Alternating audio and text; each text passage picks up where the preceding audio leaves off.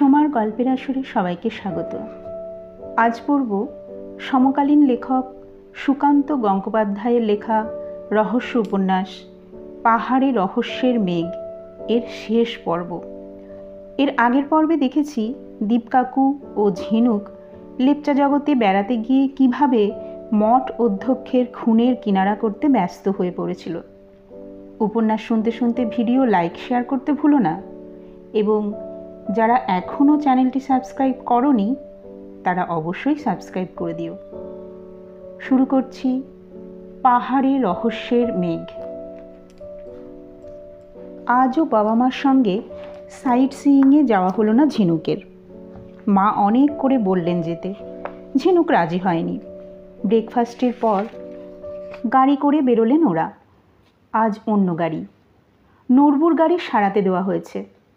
Police সারানোর টাকা দেবে। নূরবুর ভাড়াও দিতে দেননি আইও রাকেশ শর্মা। দীপকাকু আর ঝিনুক এখন চলেছে চকবাজার থানায়। অফিসার থানার গাড়ি পাঠিয়ে দিয়েছেন। দীপকাকুর সঙ্গে নাকি তার ভীষণ দরকার। কাল হামলার ফোন পেয়ে রাকেশ শর্মা 2 কনস্টেবল সহ চলে এসেছিলেন ঘটনাস্থলে। দীপকাকু সবিস্তারে সমস্ত ঘটনা জানালেন। লেপচা জগৎ থেকে একটা গাড়ি ফলো করছিল থেকে ঝিনুকদের উইন্ডস্ক্রিন ভাঙা অবধি। ছেলে দুটোর কথাও বললেন, যারা গাড়িতেও ছিল, ম্যালে গিয়েও ফলো করছিল। ঝিনুক যোগ করল, 2টি ছেলের মধ্যে একটির মাথাতে ছিল বেসবল ক্যাপ। ফলো করা গাড়িটার নাম্বার রিভার ভিউ দিয়ে দেখে রেখেছিলেন দীপকাকু। এসবের মধ্যেই নূরবু ড্রাইভার ফোন করে অন্য একটা গাড়ি আনিয়ে নিয়েছিল। দীপকাকু নূরবুর ক্ষয়ক্ষতি এবং ভাড়ার টাকা দিতে যাচ্ছিলেন। তখন অফিসার জানান খরচ তাঁরা দেবেন। ওখান থেকে হোমস্টে ফিরে আর এক কাণ্ড। দরজা খুলে ঢুকেই দেখা গেল একটা খাম পড়ে আছে। বোঝাই যাচ্ছে দরজার নিচ দিয়ে ঢোকানো হয়েছে। খাম খুলে চিঠি বার করেছিল ঝিনুক। হিন্দিতে কী সব যেন লেখা। ঝিনুক হিন্দি ঠিকমতো পড়তে পারে না। চিঠিটা দিয়েছিল দীপকাকুকে। উচ্চারণ করে চিঠিটা পড়লেন দীপকাকু। आज जो हुआ ट्रेलर था, कलकत्ता लौट जाओ, नहीं तो फिल्म में तुम्हारा मौत लिखा होगा। পড়া শেষ করে দীপকাকু বললেন, সিনেমার খুব নেশা লোকটার। মা বললেন, এত লাইটলি ব্যাপারটা নিও না তো তুমি। কি দরকার ঝামেলা বাড়ানোর? চলো কালই ফিরে যাই বাড়ি। বাবা টিপ্পনি কেটে বলেছিলেন, দীপঙ্কর তো ফিরবে না। যত ঝামেলায় পড়ে তত বেশি এনার্জি পায়। রাতের খাওয়া খেতে খেতে বাবা আজকের ট্যুর প্ল্যান বানিয়ে ফেললেন। তখনও ঝিনুক আন্দাজ করতে পারেনি তার আর দীপকাকুর সাইট সিইংয়ে যাওয়া হবে না। আজ সকালে যখন লুচি আলুর দম দিয়ে ব্রেকফাস্ট সারছে, তখনই রাকেশ শর্মার ফোন এসেছিল। চকবাজার পুলিশ স্টেশনে এসে পড়েছে ঝিনুকরা। গাড়ি থেকে নেমে দীপকাকু থানার গেটের দিকে এগোলেন। ঝিনুক চলেছে পিছন পিছন। দীপকাকুকে বেশ স্মার্ট লাগছে। মায়ের গিফট করা জ্যাকেটটা পরেছেন। কালকের চোটের কারণে কপালে ব্যান্ডেজ, ওটার জন্য আরও বেশি রাফ অ্যান্ড টাফ লাগছে।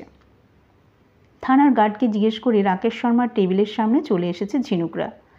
অফিসার শর্মা বললেন, আসুন আসুন স্যার, বসুন। টেবিলের এপারে 4টে চেয়ার। ওপাশের শেষ চেয়ারটায় বসে আছেন একজন। চেহারা বলে দিচ্ছে স্থানীয় মানুষ এবং বেশ পয়সাওয়ালা। বসে থাকা মানুষটির দিকে হাত নির্দেশ করে অফিসার দীপকাকুকে বললেন, এর সঙ্গে আলাপ করানোর জন্য আপনাকে ডেকে পাঠালাম। ইনি হচ্ছেন রোশন কেরকেট্টা, একজন টিম্বার মার্চেন্ট। দীপকাকু জোর হাত করে নমস্কার জানালেন ভদ্রলোককে। প্রতি নমস্কার জানালেন না উনি। মুখ দেখে মনে হচ্ছে রেগে আছেন। আচার্যর কেসে ভদ্রলোকের নাম উঠে এসেছে। সাক্ষাৎ হলো এই প্রথম। দীপকাকু সে কথাই এখন বলছেন। ওর নাম শুনেছি, আচার্য অক্ষয় ধর্মপালের কাছে নিয়মিত যেতেন। একদম ঠিক বলেছেন। এখন সমস্যা হচ্ছে, আপনি যে গাড়ির নাম্বার দিয়েছেন, আপনার কথা অনুযায়ী গাড়িটা আপনাদের ফলো করছিল। সেই গাড়ির মালিক ইনি। অফিসারের কথা শেষ হতেই দীপকাকু ভীষণ অবাক হয়ে রোশন কেরকেট্টার দিকে তাকালেন। ঝিনুকও খানিকটা বিহ্বল। সে কি, এত তাড়াতাড়ি ধরা পড়ে গেল অপরাধী? ফের বলতে শুরু করলেন অফিসার। এখন কথা হচ্ছে রোশনবাবু বলছেন ওর গাড়ি মোটেই আপনাদের ফলো করেনি, ট্যুরিস্ট নিয়ে ওর গাড়িও যাচ্ছিল দার্জিলিংয়ে। এরকম আরও 3টে গাড়ি আছে ওর। সেটা না হয় বুঝলাম, কিন্তু আমরা একই জায়গায় চা খেতে দাঁড়িয়েছিলাম, প্রায় আধ ঘন্টা পর রওনা দিই, তারপরও দেখি গাড়িটা আমাদের পিছনে আসছে। এটা কেন হবে? কেরকেটটা দীপকাকুর প্রশ্নের উত্তর দিতে শুরু করলেন। বললেন, আমার গাড়িও দাঁড়িয়েছিল একটা গ্যারেজে চাকায় হাওয়া দেওয়ার জন্য। ইন দ্য মিন টাইম আপনারা এগিয়ে গেছেন। কোন গ্যারেজে চাকার হাওয়া দিয়েছে আপনার ড্রাইভার? জানতে চাইলেন দীপকাকু। রোশন কেরকেটটা বললেন, সেটা তো আমি জিজ্ঞেস করিনি ড্রাইভারকে, দাঁড়ানোকে ডাকছি। কিছুক্ষণের মধ্যেই ড্রাইভারটি রোশনবাবুর চেয়ারের পাশে এসে দাঁড়ালো। ঝিনুক অবাক হয়ে দেখে এখনও ড্রাইভারের মাথায় কালো বেসবল টুপি। নিজেকে লুকনোর এতটুকু প্রচেষ্টা নেই। বেশ সাহসী বলতে হবে। অফিসার বেশ কড়া গলায় ছেলেটিকে জিজ্ঞেস করলেন, तुम्हारा पूरा नाम? प्रकाश सुब्बा सर। कितना दिन से ड्राइवरी कर रहे हो रसन जी के यहाँ? 5 साल हो गया सर। उत्तर शुने অফিসার দীপকাকুকে বললেন, এবার আপনার যা জানার জেনে নিন। দীপকাকু প্রকাশ সুব্বার দিকে ঘাড় ফিরিয়ে রোশনবাবুকে করা প্রশ্নটাই জানতে চাইলেন। দার্জিলিং যাওয়ার পথে গাড়ির চাকায় হাওয়া দেওয়ার জন্য কোন গ্যারেজে দাঁড়িয়েছিলেন? কাটা পাহাড়ের গ্যারেজে। গাড়িতে হাওয়া দিতে কত সময় লাগে? আমরা চায়ের দোকানে প্রায় আধ ঘন্টা 40 মিনিট ছিলাম।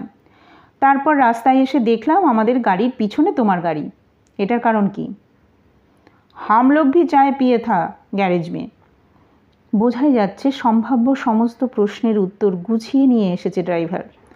ঝিনুক অপেক্ষা করে দীপকাকুর পরের প্রশ্নের।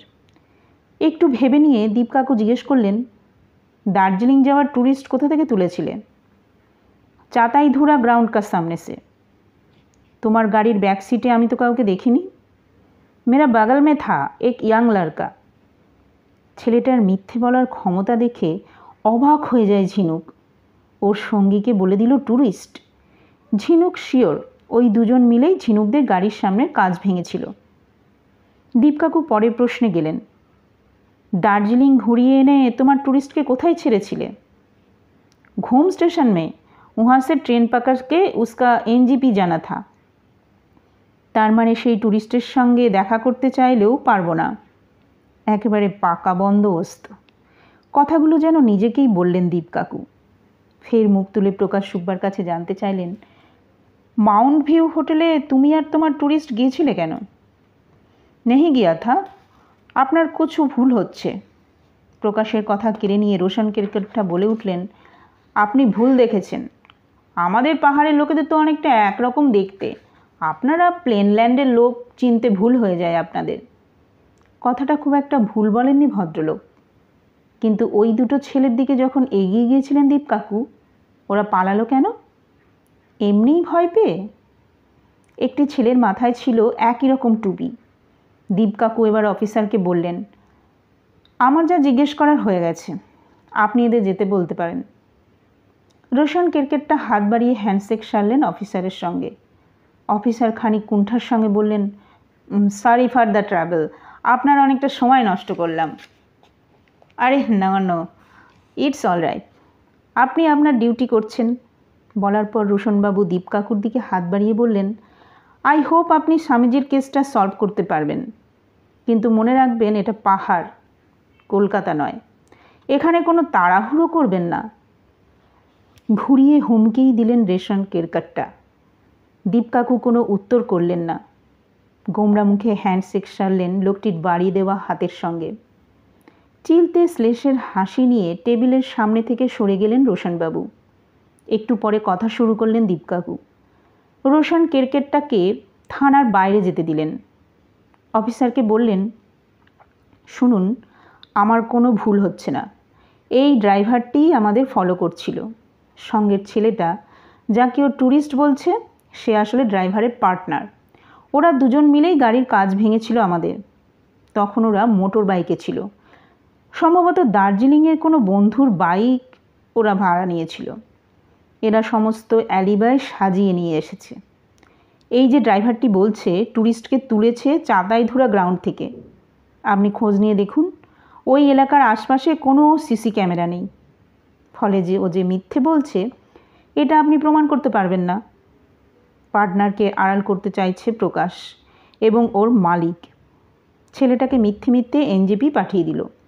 আবার যে গ্যারেজে হাওয়া দিয়েছে চাকার, সেখানে কিন্তু সিসিটিভি থাকবে, ফুটেজে আপনি দেখতেও পাবেন ওখানে সময় কাটিয়েছে ওরা। তেমন দরকার ছাড়াই হাওয়া দিয়েছে গাড়ির চাকায়। ওরা যে আমাদের জন্যই ওয়েট করছিল জোর দিয়ে বলা যাবে না, কেননা প্রয়োজনে গাড়ি গ্যারেজে যেতেই পারে। একটানা কথা বলে থামলেন দীপ কাকু। বেশ উত্তেজিত হয়ে পড়েছেন। ফের বলে ওঠেন, এদের কনফিডেন্স দেখে অবাক হয়ে গেলাম। কাল যে পোশাক পরেছিল ড্রাইভার, আজ সেটাই পরে এসেছে, এমনকি টুপিটাও।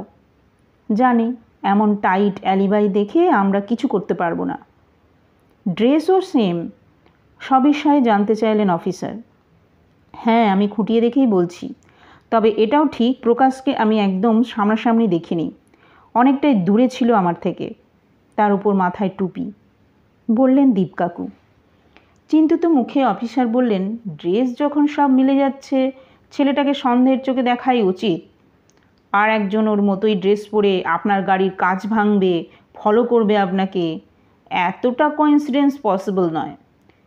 তাহলে কি স্বামীজির ডেথের সঙ্গে রোশন কেরকেটটা জড়িয়ে আছে? প্রকাশ সুব্বা তো ওরই লোক।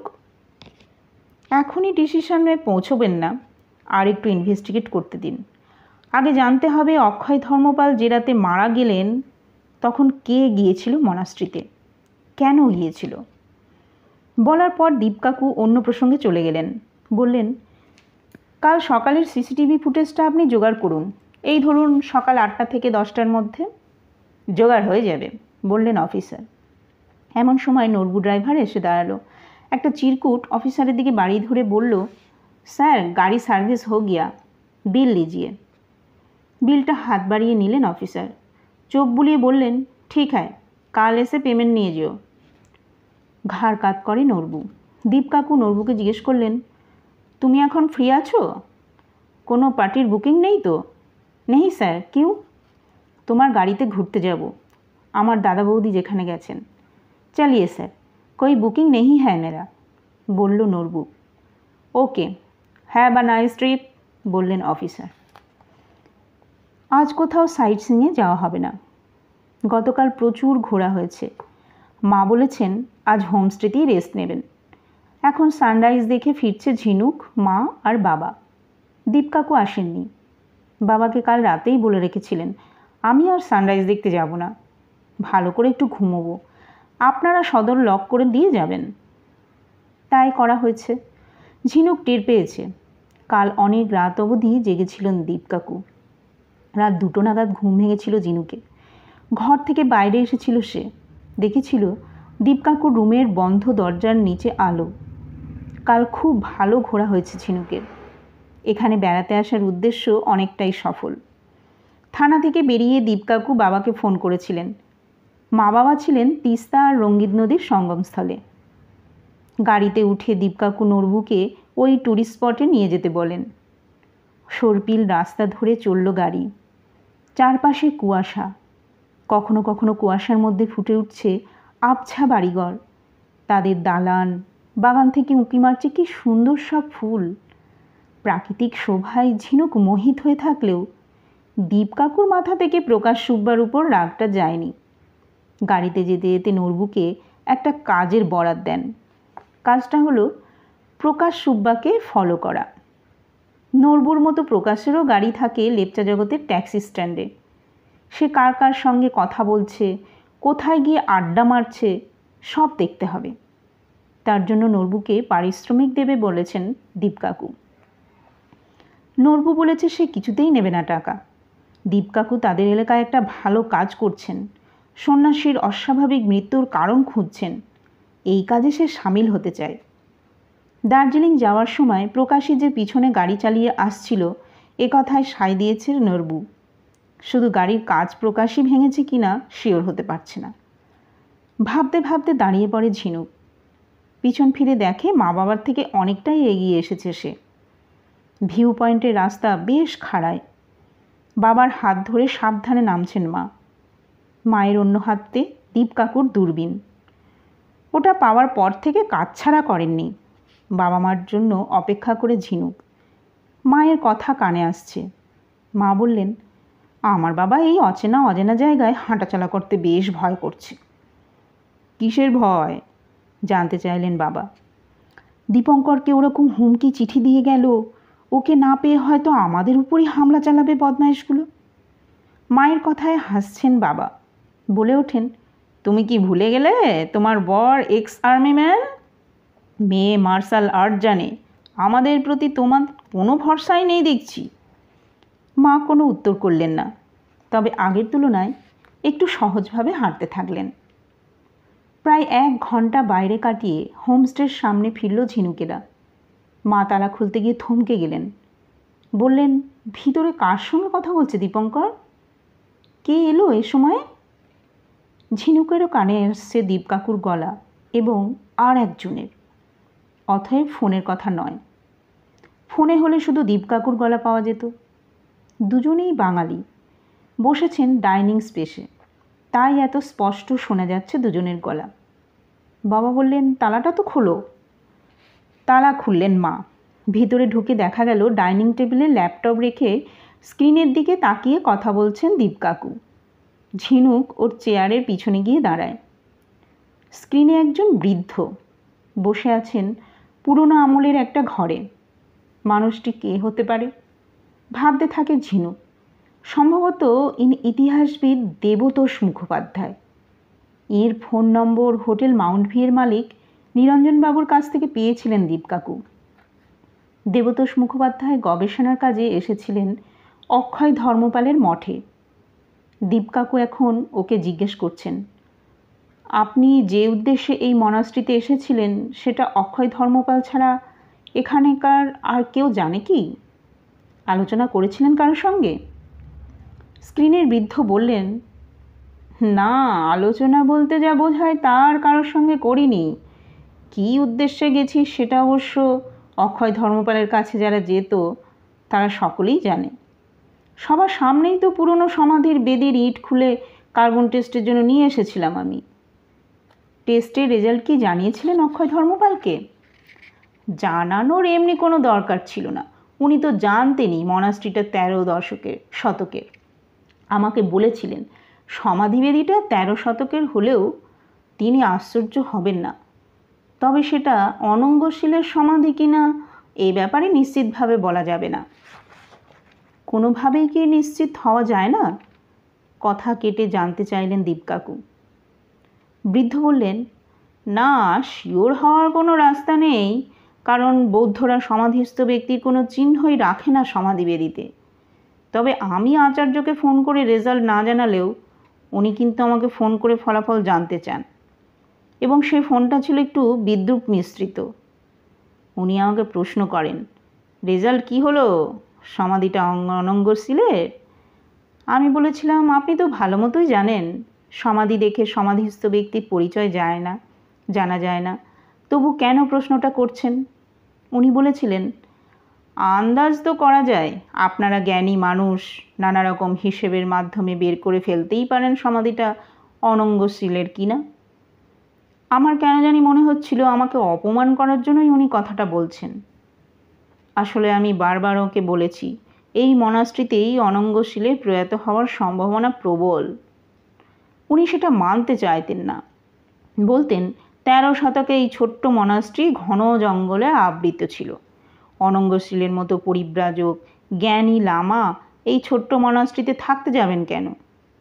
আশপাশের উন্নত এলাকায় আরও অনেক বড় বড় মনাস্ট্রি ছিল, যদিও সে সময় মনাস্ট্রির এখন আর কোনো অস্তিত্ব নেই।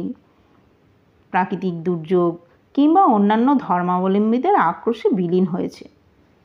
যিনি এই মত পোষণ করতেন তিনি কেন ফোন করে আমাকে জিজ্ঞেস করবেন সমাধিটা অনঙ্গশীলের কিনা? এটা নেহাতি আমায় ব্যঙ্গ করা বলে মনে হয়েছিল। এর আগে কি আপনি ওকে কখনো ব্যঙ্গ করতে দেখেছেন? এখন অবধি ওর ব্যাপারে যতজনের সঙ্গে কথা বলেছি আমি, কেউ এই স্বভাবটার কথা বলেননি, বললেন দীপ কাকু। ঠিকই, এমন স্বভাব ওর নয়, কিন্তু কেন যে আমার সঙ্গে এই আচরণটা করেছিলেন আজও বুঝে উঠতে পারিনি। ফোনটা ওরই ছিল তো? কণ্ঠস্বর, কথা বলার ধরনে কোনো খটকা লেগেছিল কি আপনার?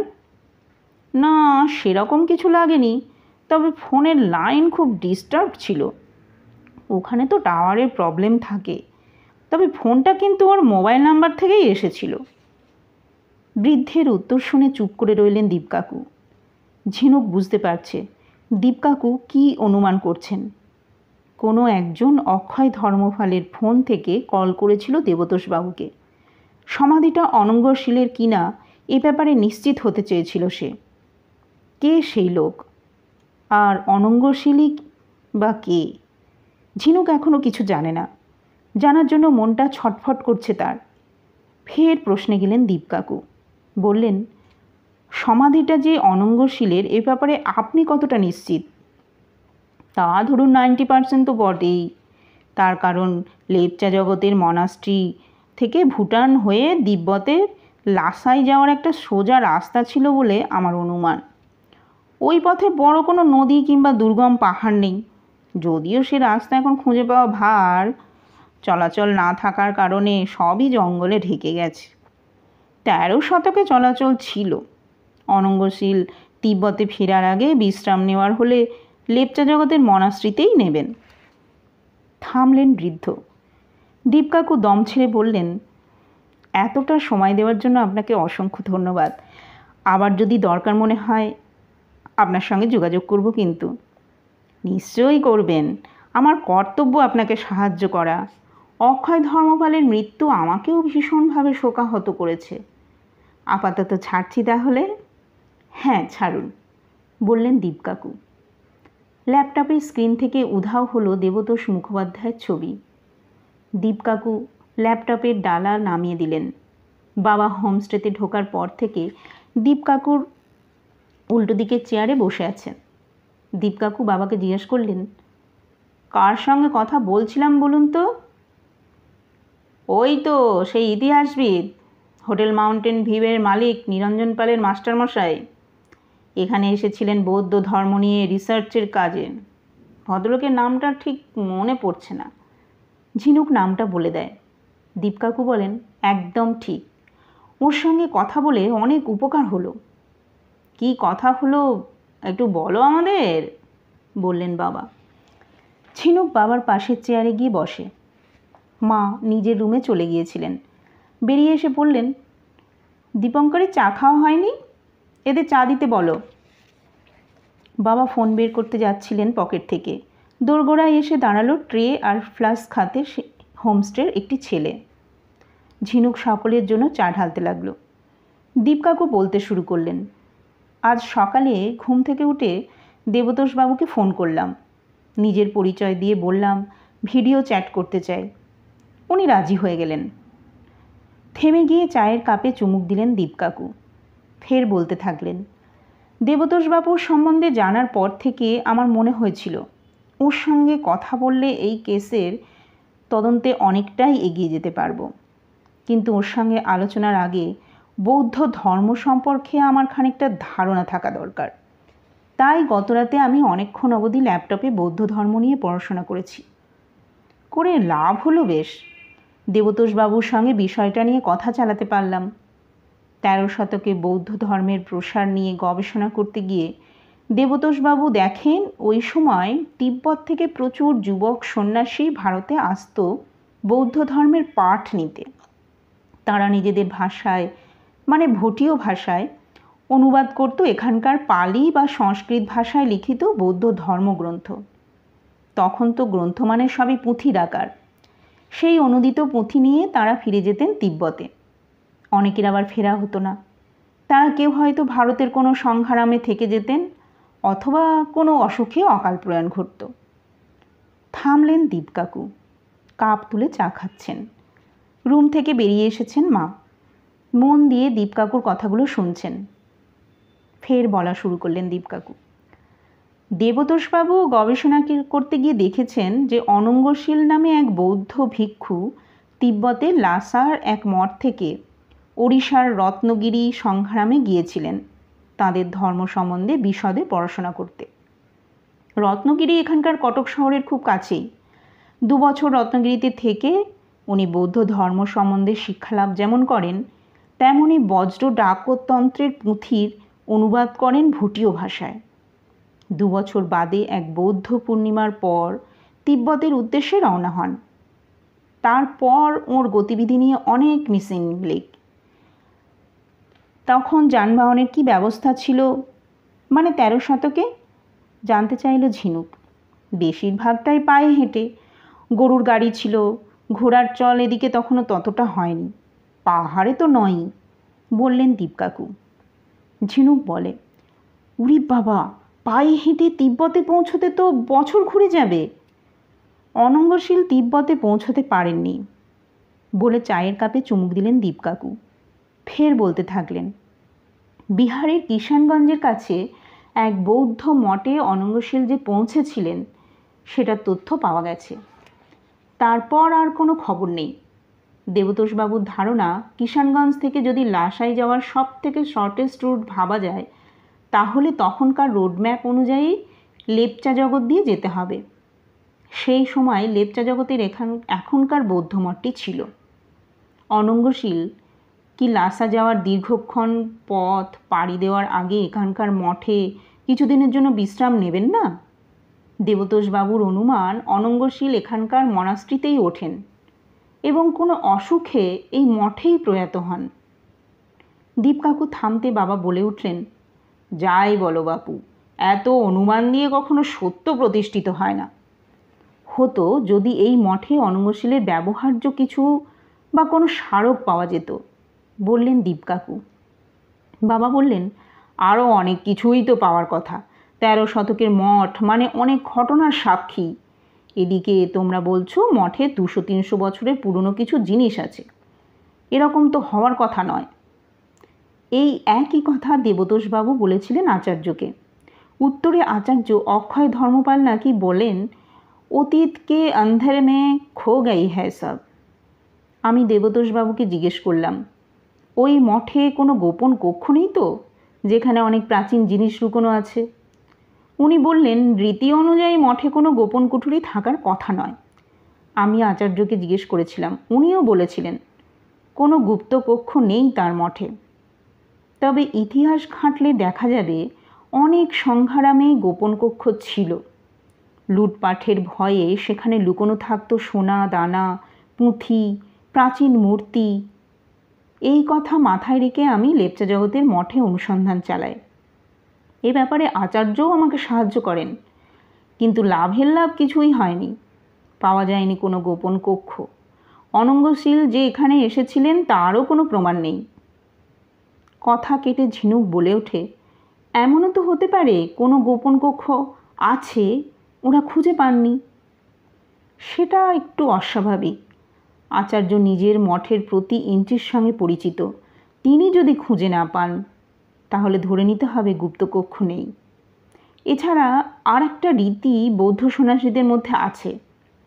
বিদায়ী আচার্য নতুন আচার্যকে মঠ হ্যান্ডওভার করার সময় বলে দেন কোথায় কি আছে। অক্ষয় ধর্মপালকে আগের আচার্য গুপ্তকক্ষ নিয়ে কিছু বলেননি?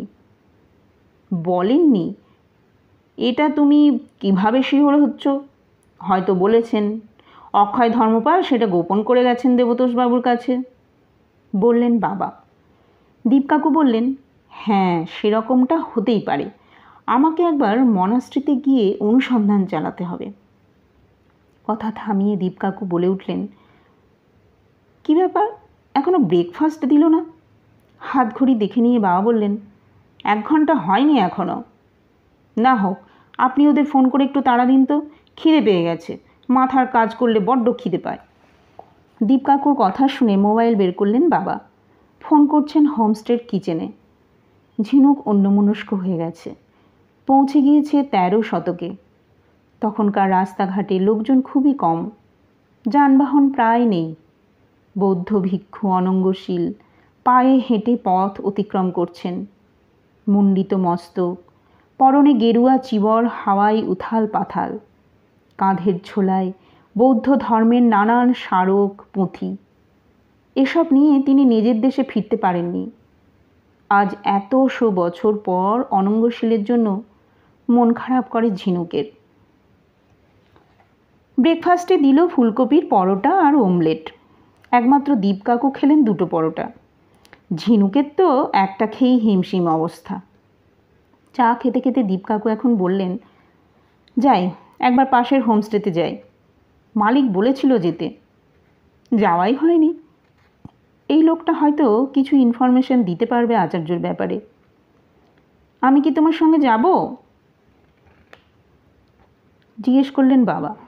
টিস্যু পেপারে মুখ মুছতে মুছতে দীপ কাকু বললেন, না, আপনি বৌদিকে সময় দিন। কাছে পিঠে কোথাও সাইট সিইং করে আসতে পারেন। আমার সঙ্গে ঝিনুক থাকুক। পাশের হোমস্টে হয়ে আরও 2-1 জায়গা যেতে হতে পারে আমাদের। তবে লাঞ্চে এখানেই মিট করার চেষ্টা করব। এই যে দীপ কাকু নিজের থেকেই ঝিনুককে সঙ্গে রাখতে চাইলেন, এর একটা আলাদা সম্মান। ভিতর ভিতর বেশ গর্ব অনুভব করে ঝিনুক। পাইন হোমস্টের গেট খুলে বাগানে ঢুকতেই প্রথমে বিশাল চেহারার লোমওয়ালা কুকুর এগিয়ে এলো। নিরীহ ভদ্র কুকুর, ডাকাডাকি কিছু করছে না, ঝিনুকদের পর্যায়ক্রমে শুঁকছে। কুকুরটার মাথায় হাত বুলিয়ে দিল ঝিনুক। দরজার উপর অফিস লেখা ঘর থেকে বেরিয়ে এলেন দীপক প্রধান। দীপ কাকুকে দেখে খুবই খুশি, বললেন, আরে আসুন আসুন, আমার কি সৌভাগ্য। দীপক প্রধানের অফিস ঘরে বসেছে ঝিনুকরা। ঘরে নানান ধরনের শোপিস, চীন তিব্বত স্টাইলের। দীপক প্রধান বললেন, আপনাদের জন্য ব্রেকফাস্ট বলি? না, আমরা এইমাত্র ব্রেকফাস্ট সেরে বেরোলাম, বললেন দীপ কাকু। নিজের চেয়ারে বসা দীপক এক প্রধান তাচ্ছিল্যের গলায় বললেন, সুনীলের হোমস্টেতে কেমন ব্রেকফাস্ট আমি ভালো করেই জানি। ওসব খাবার আপনাদের স্ট্যান্ডার্ডের নয়। আমাদের কোনো অসুবিধে হচ্ছে না কিন্তু। দীপ কাকুর কথা গ্রাহ্য না করে বললেন, কাল সকালে আমার এখানে ব্রেকফাস্ট করবেন আপনারা, নিমন্ত্রণ রইল। আপনাদের আরও যে 2জন আছে তাদেরও আনবেন। তফাৎ বুঝতে পারবেন আমার হোমস্টের রান্নার সঙ্গে সুনীলের হোমস্টের। কে যে আপনাদের ওখানে থাকার রেফারেন্স দিয়েছে। দীপ কাকু হাসছেন, সম্ভবত এদের ছেলে মানুষই রেশারেশি দেখে। কথা শুরু করলেন দীপ কাকু। বললেন, আগের দিন আপনি বলছিলেন আচার্যের সঙ্গে আপনার ঘনিষ্ঠ সম্পর্ক ছিল। তা আপনার কি মনে হয়, কেসটা সুইসাইড না খুন? সিম্পলি খুন, আত্মহত্যার মতো করে সাজানো হয়েছে। আপনারা তো ইনভেস্টিগেট করতে গিয়ে দেখেছেন ওই রাতে বাইরে থেকে কেউ এসেছিল, যার সঙ্গে হাতাহাতি হয়েছিল আচার্যর।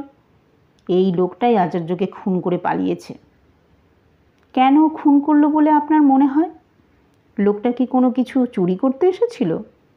আচার্যর হাতে ধরা পড়ে তাই তাকে বাধ্য হয়ে খুন করতে হয়? উত্তর দিতে সময় নিচ্ছেন দীপক প্রধান। একটু ভেবে নিয়ে বললেন, চুরি তো কিছু হয়নি শুনেছি। চুরি হওয়ার মতো দামি জিনিস ওই মনাস্ট্রিতে নেই। কেন যে স্বামীজি খুন হলেন আমি কিছু বুঝতে পারছি না। এবার দীপ কাকু বসে রইলেন চুপ করে। কী প্রশ্ন করবেন হয়তো ভেবে পাচ্ছেন না। ফের দীপক প্রধানই বলতে শুরু করলেন, একটা ব্যাপার হতে পারে যেটা আপনাকে কেউ হয়তো বলেনি। স্বামীজির ভাইপো মাঝে মাঝে এখানে আসতো। দরজা বন্ধ করে কথা হতো দুজনের। কথা না বলে ঝগড়া বলাই ভালো। বহু জোর জোর সে বাত হতা থা। আমি শুনেছি, ওই মঠের আরও অনেকে শুনেছে। সত্যি ভাইপো আসতো, এ কথা তো আমায় কেউ বলেনি, বিস্ময়ের গলায় বললেন দীপ কাকু। উত্তরে दीपक प्रधान बोलें, 2-3 महीना में एक बार आता था, इसलिए ওর ব্যাপারে কেউ কিছু বলেনি। আমি একবার স্বামীজিকে পুছিয়েছিলাম, ভাতিজা क्यों आता है? স্বামীজি বলেছিলেন ওর দেশের বাড়ির জমিন জায়দাদ নিয়ে কথা বলতে। ভাতিজা आने से स्वामीजी का मूड खराब हो जाता था। স্বামীজির দেশের বাড়ি কোথায়? बिहार में दारभांगा। भातीजार नाम की? ठिकाना? नाम मालूम नहीं, 22-23 साल की होगा। उसका पता आपको मिल जाएगा पुलिस से। स्वामी जी का क्रियाक्रम करने के लिए देश से उनका अपना लोग आया था। वो लोगों का एड्रेस में भातीजा को मिलेगा। दीप काकू बोलें, ठीक है, भातीजा का नाम पता मिल जाएगा। আপনি আরেকটা কথা আমায় বলুন তো, আপনার চেয়েও আচার্যর ঘনিষ্ঠ লোক কে ছিল যাকে উনি খুব বিশ্বাস করতেন? কেন জিজ্ঞেস করছেন এই কথা? মঠের ডুপ্লিকেট চাবিটা কে সরালো সেটা বুঝতে চাইছি। আচার্য ডুপ্লিকেট চাবি কোথায় রাখতেন কেউ হদিশ দিতে পারল না, বলল না। যে সবচেয়ে ঘনিষ্ঠ ছিল সে নিশ্চয়ই জানবে ডুপ্লিকেট কোথায় রাখতেন আচার্য। উত্তর দেওয়ার আগে ভেবে নিচ্ছেন দীপক প্রধান। খানিক পরে বললেন, মঠের সেকেন্ড স্বামী যে নন্দ সুপ্রগ্র আচার্য খুব ঘনিষ্ঠ ছিলেন, আচার্যর পাশে সব সময় থাকতেন। আর একজন ছিল আচার্যর খুব পছন্দের লোক, নিরঞ্জন পাল।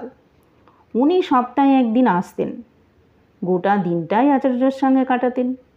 ঘর বন্ধ করে দুজনের মধ্যে আলোচনা চলত। কথাগুলো শুনে নিয়ে কপাল কুঁচকে বসে রইলেন দীপ কাকু।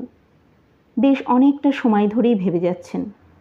দীপক প্রধান বললেন, দাঁড়ান, আপনাদের জন্য চা বলি নাকি কফি বলবো? দীপ কাকু হাত তুলে বললেন, না থ্যাংক ইউ, ব্রেকফাস্টের পর চা খেয়েই বেরিয়েছি আমরা। কেউ একজন আসছে অফিস ঘরের দিকে। জুতোর ভারী শব্দ পায় ঝিনুক। ঠিকই শুনেছে। অফিস ঘরের পর্দা সরিয়ে উঁকি মারলেন দীপক প্রধানের সমবয়সী একজন। অচেনা ভাষায় কি যেন বললেন, সম্ভবত নেপালি ভাষা।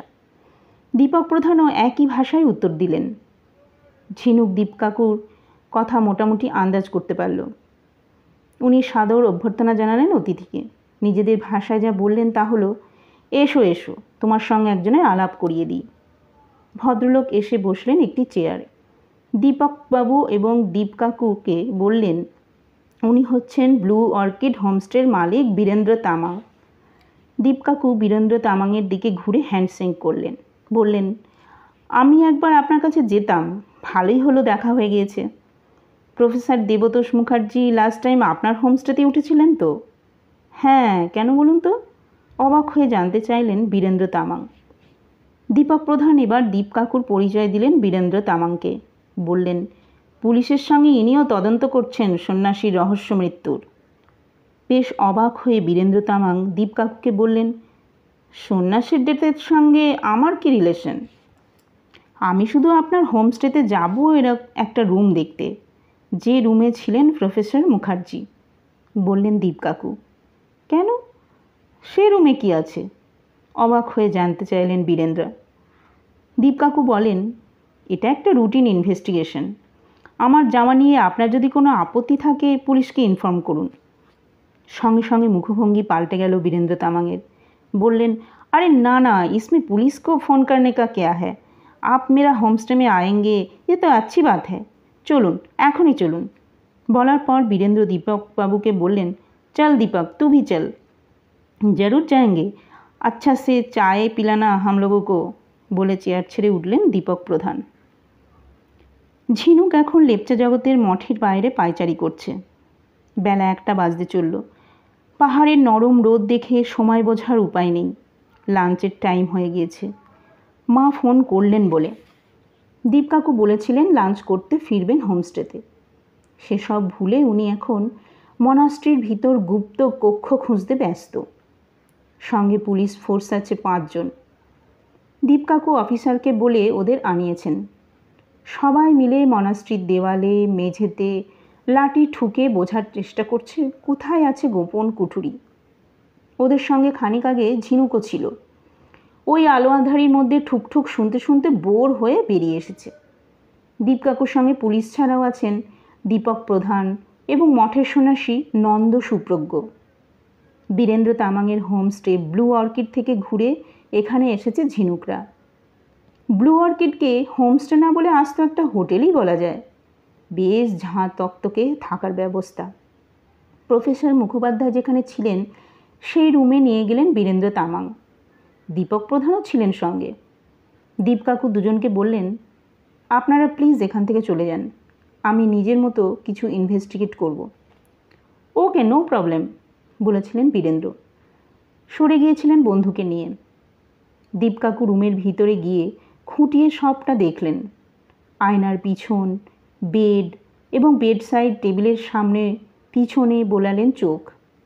বেডের গদি তুলে দেখলেন। কী যে খুঁজছেন ঝিনুকের মাথায় ঢুকছিল না।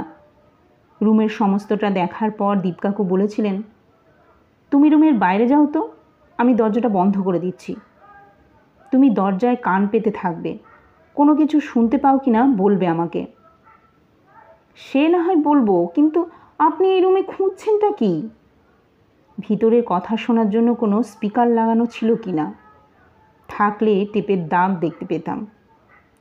স্পিকার লাগাবে কেন কেউ? দেবতোষবাবু ফোনে কাকে কি বলছেন শোনার জন্য। যাই হোক, তুমি এখন বাইরে যাও। রুম থেকে বেরিয়ে এসেছিল ঝিনুক। দীপকাকু বন্ধ করে দিয়েছিলেন দরজা।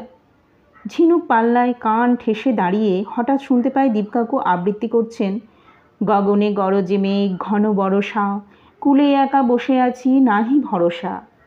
ঝিনুক অবাক। কেসের চাপে দীপকাকুর মাথাটা কি গেল? দরজা বন্ধ করে আবৃত্তি করছেন? আবৃত্তি সম্পূর্ণ হতে খুলে গিয়েছিল দরজা। দীপকাকু জিজ্ঞেস করলেন, কিছু শোনা গেল? ঝিনুক বলেছিল, হ্যাঁ, রবীন্দ্রনাথ ঠাকুরের সোনার তরী আবৃত্তি করছিলেন। মাথার উপর নিচ করে দীপকাকু বললেন, তার মানে রুমে বসে দেবতোষবাবু যদি আচার্যকে ফোন করে থাকেন, কথোপকথন দরজায় কান রেখে কেউ শুনে নিতেই পারে। এভাবেই হয়তো দুষ্কৃতী শুনেছিল অনঙ্গশীলের বিষয়ে। অনঙ্গশীলের সঙ্গে কিছু স্মারক মঠে এসেছিল, এটাও সে জানতে পারে। তারপর হানা দেয় ওই মঠে। দীপকাকুর অ্যানালিসিস মনোপুত হচ্ছিল না ঝিনুকের, তাই বলেছিল, আচার্য তো দেবতোষবাবুকে বলেছিলেন অনঙ্গশীল যে এখানে এসেছিলেন এটা তিনি জানেনই না। 13 শতকের পুরনো কোনো স্মারকও লেপচা জগতের মঠে নেই। দীপকাকু বললেন, আচার্য সত্যি কথা নাও বলে থাকতে পারেন দেবতোষবাবুকে। ঝিনুক তখন বলে, সন্ন্যাসী মানুষ মিথ্যে কথা বলবেন? দীপকাকু একটু চুপ করে থেকে বলেছিলেন, মিথ্যেটা দেবতোষবাবুও বলতে পারেন আমাদের। আচার্য হয়তো ওকে সত্যি কথা বলেছিলেন। আবার মাথা পাক খেয়ে গিয়েছিল ঝিনুকের। দীপকাকু বলেছিলেন, চলো 2 মক্কেলের সঙ্গে চা খেতে খেতে 2-একটা কথা জানার চেষ্টা করা যাক। চা খেতে বসা হয়েছিল ব্লু অর্কিড হোমস্টের বাগানে, বড় রঙিন ছাতার তলায়। দীপক প্রধান, বীরেন্দ্র তামাং দুজনেই ছিলেন। বীরেন্দ্র তামাং দীপকাকুকে জিজ্ঞেস করলেন, আমার হোমস্টেতে এসে আপনার ইনভেস্টিগেশনে কোনো সুবিধে হলো? দীপকাকু বলেছিলেন, তা কিছুটা হলো বই কি। এরপর সাধারণ কথাবার্তায় চলে যান দীপকাকু। লেপচা জগতে ট্যুরিস্ট কেমন আসে, বিজনেস বাড়ছে কি না, এসব কথার ফাঁকে দীপকাকু বীরেন্দ্র তামাংকে জিজ্ঞেস করলেন, আপনার কি মনে হয় প্রফেসর মুখার্জি যে কাজে এখানে এসেছিলেন সেটা সাকসেসফুল হয়েছে? বীরেন্দ্র বললেন, নেহি হুয়া। আমাকে একদিন বলেছিলেন উনি যা খুঁজতে এসেছিলেন তা পাননি, সময় সব খা লিয়া। দীপকাকু একই কথা অনুবাদ করে বললেন, মানে কালের গর্ভে চলে গেছে সব। দীপক প্রধান বললেন, সে তো হবেই। 13th সেঞ্চুরির মনাস্ট্রি, কত যুদ্ধ হয়েছে, আর্থকোয়েক হয়েছে, শত্রুরা লুটপাট করেছে, আর কিছু থেকে গেছে শুধু পুরনো কয়েকটা সমাধি বেদি। একটা বেদি থেকে ইট খুলে নিয়ে গেছেন প্রফেসর, কত পুরনো পরীক্ষা করতে। ঝিনুক লক্ষ্য করছিল দীপক প্রধানের কথায় কান নেই দীপকাকুর। কপাল কুঁচকে কি যেন ভাবছিলেন। হঠাৎ বলে উঠলেন, আমাকে একবার মনাস্ট্রিতে যেতে হবে। বীরেন্দ্র বললেন, আভি কই জরুরি কাম ইয়াদ আ গয়া ক্যা? হ্যাঁ বলে দীপকাকু তখন চেয়ার ছেড়ে উঠে পড়েছিলেন। বীরেন্দ্র বললেন, কোই বাত নেই, মেরা গাড়ি আপকো ড্রপ কর দেগা। ঝিনুক বুঝতে পারছিল না দীপকাকুর হঠাৎ কিসের এত তাড়াতাড়ি। গাড়িতে ওঠার আগে ফোন করলে পুলিশ অফিসার রাকেশ শর্মাকে। বললেন, 4-5 জন ফোর্স পাঠিয়ে দিন তো মনাস্ট্রিতে। ও প্রান্ত থেকে অফিসার বোধহয় কিছু বললেন। উত্তরে দীপকাকু বলেছিলেন, পরে আপনাকে সব বলছি, ফোর্স পাঠান, খুব আর্জেন্ট। ফোর্সের সবার হাতে যেন লাঠি থাকে। ফোন ছেড়ে দীপকাকু হঠাৎ মিষ্টি করে হেসে ঝিনুককে বলেছিলেন, তুমি হয়তো ঠিকই বলেছ, সন্ন্যাসী মানুষ মিথ্যে কথা বলেননি, সত্যিটাই একটু ঘুরিয়ে বলেছিলেন মনে হয়। কথাটার মাথামুন্ডু কিছু বোঝেনি ঝিনুক। দীপকাকুর সঙ্গে বীরেন্দ্র তামাংয়ের গাড়ির পিছনের সিটে বসেছিলেন। ড্রাইভারের পাশে বসলেন দীপক প্রধান।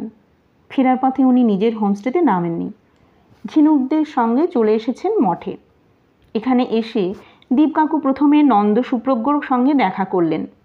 মনাস্ট্রির পাশে একটা রুমে ছাত্র সন্ন্যাসীদের ক্লাস নিচ্ছিলেন সুপ্রজ্ঞ। ক্লাসরুমের বাইরে বারান্দায় দাঁড়িয়ে দীপকাকু কিছুক্ষণ কথা বললেন নন্দ সুপ্রজ্ঞর সঙ্গে।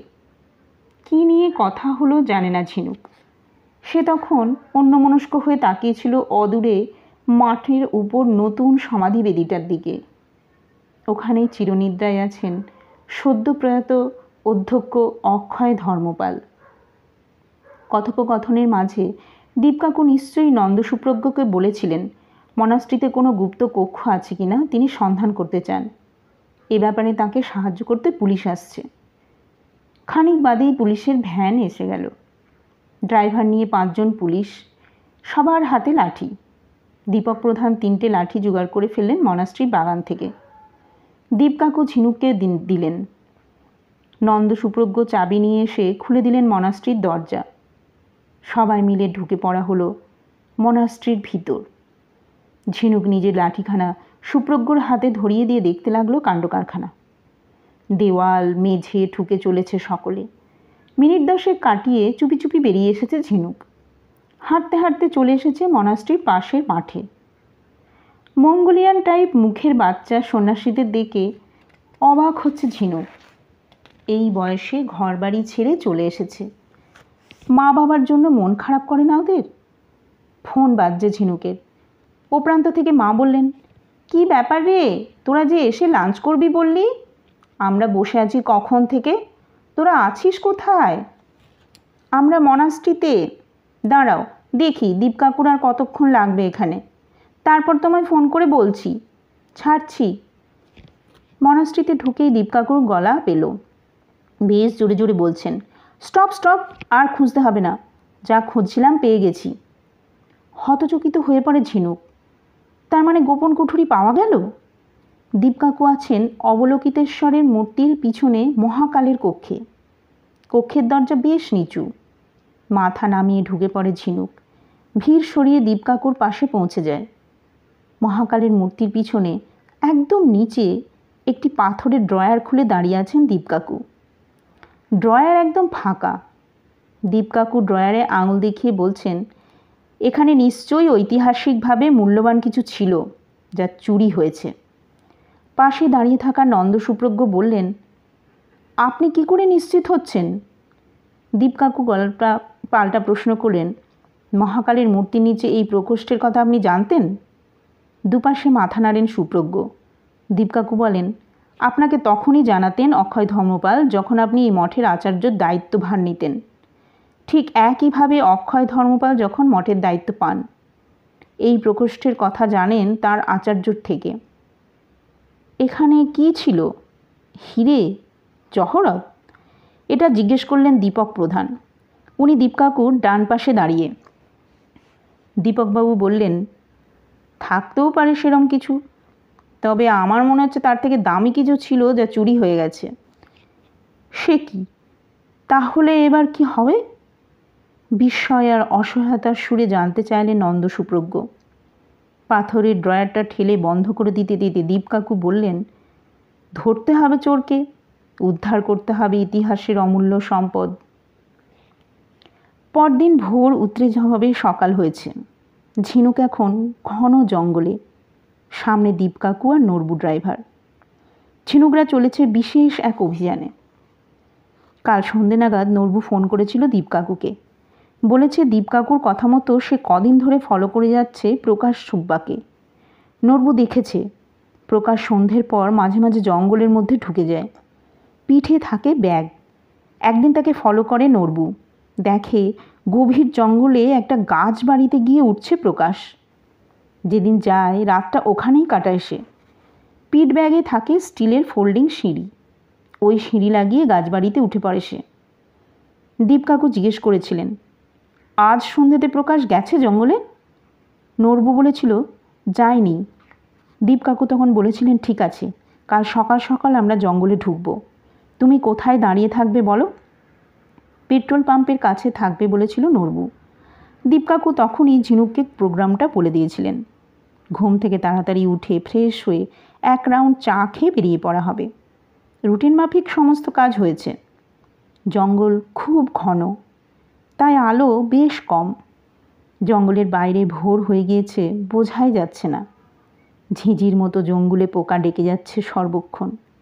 ঘণ্টা বাজার মতো ধাতব ধ্বনি, এর সঙ্গে যোগ হয়েছে ঝিনুকদের গাছপালা মারিয়ে যাওয়ার আওয়াজ। একটু বুঝি গা ছমছম করছে ঝিনুকের। জঙ্গলে কোনো হিংস্র জন্তু জানোয়ার নেই তো? নড়বু আগের বার এসে গাছেদের গায়ে ছুরি দিয়ে দাগ কেটে গিয়েছিল। সেই দাগ ধরেই এগোচ্ছে সে। দাগ না কাটা থাকলে রাস্তা ভুলে হয়ে যাওয়ার সম্ভাবনা ছিল প্রবল। রাস্তার ধারে হোমস্টেগুলোর পিছনে এই জঙ্গল। আগে একদিন দীপকাকু এসে ঘুরে গেছেন। একটা নদী অবধি গিয়েছিলেন। নদীর জল খুবই কম, গোড়ালি ডোবে না। এখনও সেই নদীর দেখা নেই। পাহাড়ের ঢাল বেয়ে জঙ্গল ক্রমশ নামছে। নেমে তো যাচ্ছে ঝিনুকরা। ফেরার সময় চড়াই ভাঙতে বেশ কষ্ট হবে, সময়ও লাগবে অনেক। এদিকে দীপক প্রধান আজ ব্রেকফাস্টের নিমন্ত্রণ করেছেন ঝিনুকদের 4 জনকেই। কাল মনাস্ট্রিতে মহাকালের মূর্তির নিচে গুপ্ত প্রকোষ্ঠ আবিষ্কারের পর ঝিনুকরা যখন হোমস্টেতে ফিরছিল, সঙ্গে ছিলেন দীপক প্রধান। নানান কথার মাঝে একবার বললেন, আপনারা কাল ব্রেকফাস্টটা আমার হোমস্টেতে করুন, আমি ট্রিট দিচ্ছি। দীপকাকু প্রথমে না কি দরকার বললেন। দীপকবাবু বললেন, প্লিজ না করবেন না, আমাকে একটু সেবা করার সুযোগ দিন। আমাদের আচার্যর জন্য আপনি কত কিছু করছেন। যে দীপকাকু খানিক আগে না বলেছিলেন, তিনিই তখন নিঃসংকোচে বলে ওঠেন, নেমন্তন্ন আমাদের 4 জনের তো? দীপক প্রধান বলেছেন, অফকোর্স, আপনাদের খাওয়ানোর পিছনে আমার স্বার্থ আছে। বন্ধুবান্ধব কেউ এখানে এলে আমাদের হোমস্টেতে থাকতে বলবেন। ঝিনুকের এখন সন্দেহ হচ্ছে 9:30টার মধ্যে ফেরা আদৌ হবে কি না। কেসটা কবে শেষ হবে এখনও কিছু বুঝে ওঠা যাচ্ছে না। মঠের গুপ্ত প্রকোষ্ঠ পাওয়ার খবর শুনে বাবা দীপকাকুকে বলেছেন, ঠান্ডা মাথায় এগিয়ে যাও, আমরা তোমার সঙ্গে এখানেই আছি। দরকার পড়লে ফেরার টিকিট ক্যান্সেল করে দেব। দীপকাকু বলেছেন, ক্যান্সেল নাও করতে হতে পারে, এখন দেখা যাক। দীপকাকুর কথা ধরলে কেস সলভ হতে একদিনের বেশি বাকি নেই। একটা সাধারণ ডায়ালগ থেকে প্রকোষ্ঠটা যেভাবে আবিষ্কার করলেন, কেসটাও হয়তো হঠাৎই সলভ হয়ে যাবে। কাল যখন ব্লু অর্কিডে চা খাওয়া হচ্ছিল, বীরেন্দ্র তামাং বলছিলেন, প্রফেসর মুখার্জি যা খুঁজতে এসেছিলেন পাননি, সময় সব খা লিয়া। দীপকাকু সেটার অনুবাদ করে বললেন, কালের গর্ভে চলে গেছে সব। পরে ঝিনুককে বলেছিলেন, কথাটা উচ্চারণ করার সঙ্গে সঙ্গে আমার শরীরের মধ্যে যেন বিদ্যুৎ খেলে গিয়েছিল। কাল মানে অতীত। অক্ষয় ধর্মপাল বলেছিলেন, অতীতকে আন্ধেরো মে খো গেই হ্যায় সব। তাহলে কি উনি ঘুরিয়ে সত্যি কথাই বলেছিলেন? সুদূর অতীতের অন্ধকারে আছে সব, হারিয়ে যায়নি। সুদূর অতীত মানে কি? মহাকাল। তখন দীপকাকুর মনে হয় মঠের মহাকালের যে কক্ষ আছে, যেখানে আচার্য ছাড়া কেউ ঢুকতেন না, সেখানে থাকতে পারে গোপন কোনো প্রকোষ্ঠ। পাছে দীপকাকুকে মহাকাল কক্ষে না ঢুকতে দেন সুপ্রজ্ঞ, তাই পুলিশ ফোর্স আনিয়ে একটা প্রহসন রচনা করতে হয়েছিল। এমন ভাব করলেন দীপকাকু যেন এদিক ওদিক খুঁজে হঠাৎ প্রকোষ্ঠটা আবিষ্কার করলেন। জঙ্গল পাতলা হয়ে আসছে, আলোকিত হয়ে উঠেছে চারপাশ। দীপকাকু হঠাৎ পিছন ফিরে চাপা গলায় ঝিনুককে বললেন, ওই দেখো। দীপকাকুর হাতের আঙুল বরাবর তাকিয়ে ঝিনুক স্থির মূর্তি হয়ে যায়। দেখে ক্ষীণ তোয়া একটা নদী, তাতে জল খাচ্ছে একটা হরিণ শিশু। হরিণ শিশুটি হয়তো আজ অবধি কোনো মানুষ দেখেনি। ঝিনুকরা পৌঁছে গিয়েছে গাছবাড়ির কাছাকাছি। নদী পেরিয়ে মিনিট 10 হাঁটতে হলো। ঝিনুকদের দেখেই হরিণ শিশু ঢুকে গিয়েছিল জঙ্গলে। দীপকাকু ওই নদীটা অবধি এসে ফিরে গিয়েছিলেন। এখন আফসোস করছেন, সেদিন আরেকটু এগোলেই গাছবাড়িটা তখনই দেখা হয়ে যেত। 4টে গাছ নিয়ে তৈরি হয়েছে বাড়িটা। সামনে খানিকটা ফাঁকা জায়গা, মাটি থেকে অনেকটাই উঁচুতে গাছবাড়ি। 25-30 ফুট তো হবেই। কাঠের তক্তার দেওয়াল, পাতার ছাউনি, খুবই সাধারণ দেখতে একটা ঘর। ঝিনুকরা 3 জন এখন 3টে গাছের আড়ালে। প্ল্যান নড়বু দিয়েছে, বলেছে গাছবাড়িতে কেউ এখন আছে কিনা দেখে নিতে হবে আগে, তারপর ওঠা যাবে। গাছের আড়াল থেকে নড়বু মুখে পরপর 3 বার অদ্ভুত আওয়াজ করল। গাছবাড়ি থেকে কেউ মুখ বাড়ালো না। নড়বু গাছের আড়াল থেকে বেরিয়ে ইশারায় ডেকে নিল ঝিনুকদের। গাছবাড়ির সামনে এসে পিঠের ব্যাগ নামালো নড়বু। ব্যাগ থেকে বের করলো স্টিলের ফোল্ডিং সিঁড়ি। ঝিনুক নড়বু সেট করছে সিঁড়ি। দীপ কাকু বললেন, মনে হচ্ছে জঙ্গল পাহারা দেওয়ার জন্য বানানো হয়েছে বাড়িটা। একদম সহি বাত বলে সিঁড়ি ফিট করতে করতে বলল নড়বু। তার সঙ্গে যোগ করলো, মালুম হতে হয় এটা রোশনজির বানানো, রোশন ক্রিকেটটা। ওর অনেক জমি জঙ্গলে, গাছ যাতে চুরি না হয় তার জন্য পাহারা বসিয়েছেন। প্রকাশ উনহি কা পাস কাম করতা থা। সিঁড়ি বেয়ে উঠে গেলেন দীপ কাকু। তারপর উঠছে ঝিনুক। দুজনের ভার হয়তো নিতে পারত না সিঁড়ি, তাই এক এক করে ওঠা হলো। গাছবাড়ির একটাই ঘর, একজনের থাকার পক্ষে সুন্দর ব্যবস্থা। সিঙ্গেল খাট আছে একটা, তাতে বিছানা পাতা। ঘরটা ব্যবহার হয় বোঝা যাচ্ছে। দুটো বসার টুল, একটা টেবিল, একটা টিনের বড় ট্রাঙ্কও আছে। দীপ কাকু ট্রাঙ্ক খুলে জিনিসপত্র দেখছেন। বের করলেন 3টে থালা, 3টে গ্লাস। বললেন, এখন 3 জন আসে, তাই 3টে করে থালা গ্লাস। জিনিসগুলো যথাস্থানে রেখে বের করলেন একজোড়া বুট জুতো। কপাল কুঁচকে জুতো ফিরিয়ে ফিরিয়ে দেখছেন দীপ কাকু। দুর্গম জায়গায় হাঁটার পক্ষে উপযুক্ত বুট। একটা টুলের উপর রাখলেন জুতো। তারপর ওর চোখ গেল দেওয়ালে, যেখানে ঝুলছে জামা কাপড়। এগিয়ে গিয়ে জামা কাপড়গুলো নামালেন বিছানায়। ওগুলোর মধ্যে থেকে একটা চামড়ার জ্যাকেট তুলে ধরলেন। জ্যাকেটের সামনের দিকটা ভালো করে চোখ বোলাচ্ছেন। ঠোঁটের কোণে মৃদু হাসি ফুটে উঠল। ঝিনুকের দিকে জ্যাকেটের সামনেটা রেখে জিজ্ঞেস করলেন, কিছু বুঝতে পারছো? খানিকক্ষণ চেয়ে থেকে ঝিনুক মাথা নাড়ে।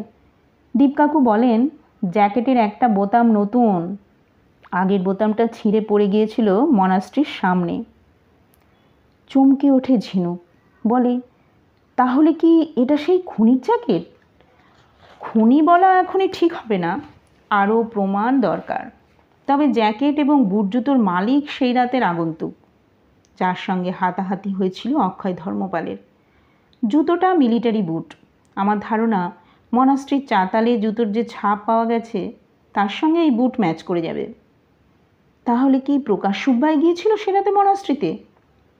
জানতে চাইল ঝিনুক। দীপ কাকু বললেন, নিশ্চিত হওয়া যাচ্ছে না, প্রকাশ হতেই পারে, তবে ওকে কেউ পাঠিয়েছে। মহাকালের মূর্তির নিচে অমূল্য সম্পদ থাকতে পারে, এটা আন্দাজ করার জন্য পাকা মাথা দরকার। हो सकता है प्रकाश का मालिक भेजा, বলে উঠল নরবু। রোশন ক্রিকেটটা হতেই পারে। বলার পর দীপ কাকু জ্যাকেটটা বিছানায় নামিয়ে বললেন, আর একটা জিনিস এই ঘরে পাওয়ার কথা, দাঁড়াও দেখি। আবার ট্রাঙ্কটা খুললেন দীপ কাকু। কাঙ্ক্ষিত জিনিসটা খুঁজছেন। ঝিনুক পাশে গিয়ে দাঁড়াবে ভাবছিল, কিন্তু এ ঘরে হাঁটাচলা করতে ভরসা হচ্ছে না। শূন্যে ঝুলছে ঘর, কাঠের ফ্লোর, কতটা শক্তপোক্ত কে জানে। ফ্লোরে কার্পেট পাতা। দীপ কাকু বলে উঠলেন, পেয়েছি। জিনিসটা বের করার আগে পকেট থেকে বের করলেন রুমাল। জিনিসটা তুললেন রুমাল সমেত। 2.5-3 ইঞ্চি ধাতব কোনো যন্ত্রাংশ। দীপ কাকু হাসতে হাসতে বললেন, এবার বোধহয় বলা যাবে সে রাতের আগন্তুক চোর এবং খুনি। এটা আচার্যর হাতে থাকা রিভলভারের সাইলেন্সার। এটাই অপরাধীর হাতের চাপ অবধারিতভাবে পাওয়া যাবে। এসব প্রমাণ কি আমরা এখন সঙ্গে নিয়ে যাব? জানতে চাইল ঝিনুক। দীপ কাকু বললেন, তাতে কোনো লাভ হবে না।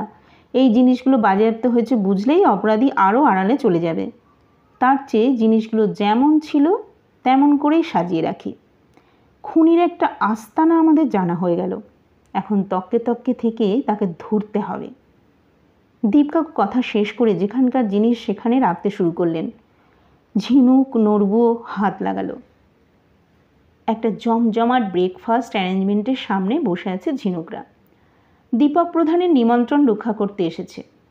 দীপ কাকু ঝিনুক ছাড়াও মা বাবাও আছেন। পুরো English breakfast, bread, butter, cheese, ডিম সেদ্ধ, ডিমের পোচ, স্যান্ডউইচ, কাটলেট, অনেক ধরনের কুকিজ, বিভিন্ন রকম জুস। দীপক প্রধান টেবিলের কাছে দাঁড়িয়ে ঝিনুকদের খাওয়া দাওয়ার দেখাশোনা করছেন। দীপকাকু খাওয়ায় মশগুল। কে বলবে 1 ঘন্টাও হয়নি উনি খুনির ব্যবহার্য আবিষ্কার করেছেন। আজ জঙ্গল থেকে রাস্তায় উঠে এসে দীপকাকু নরবুকে বিদায় জানালেন।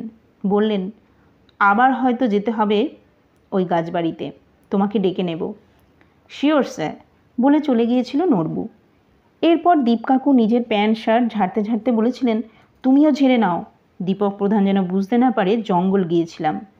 ওর হোমস্টের সামনে দিয়েই তো যেতে হবে আমাদের, হয়তো আমাদের জন্য গেটে অপেক্ষা করেছে সে।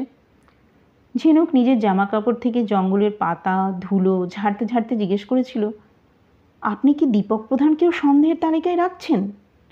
রাখছি, এখনও কোনো একজনকে অপরাধী বলার মতো অবস্থায় পৌঁছয়নি, বলেছিলেন দীপকাকু।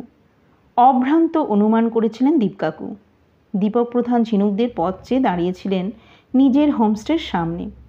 মুখোমুখি হয়ে দীপকাকু বলেছিলেন, ভেরি সরি, দেরি হয়ে গেল, আমরা এক্ষুনি ফ্রেশ হয়ে আসছি। আপনারা গিয়েছিলেন কোথায়? জানতে চেয়েছিলেন দীপক প্রধান। দীপকাকু বললেন, ট্যাক্সি স্ট্যান্ড থেকে সানরাইজ কেমন লাগে দেখতে গিয়েছিলাম। ও আচ্ছা, প্লিজ তাড়াতাড়ি চলে আসুন, আমার সব রেডি, জাস্ট গরম গরম সার্ভ করবে। বলার পর দীপকবাবু ফের বলেন, আপনার দাদা বৌদিকে ডাকতে গিয়েছিলাম, বললেন আপনারা একসঙ্গে আসবেন। ঠিক আছে, আমি নিয়ে আসছি ওদের, বলে দীপকাকু তাড়াতাড়ি সরে গিয়েছিলেন দীপক প্রধানের সামনে থেকে। নিজেদের হোমস্টেতে গিয়ে হাত মুখ ধুয়ে ড্রেস চেঞ্জ করে ফেলেছে ঝিনুক। দীপকাকুও তাই, এখন পুরো বাঙালি পর্যটকের পোশাকে, পাজামা পাঞ্জাবি শাল চটি। বাবা একটু লেগ পুল করলেন, বললেন, বাবা একেবারে ব্যোমকেশ। উত্তরে লাজুক হাসি হেসেছিলেন দীপকাকু।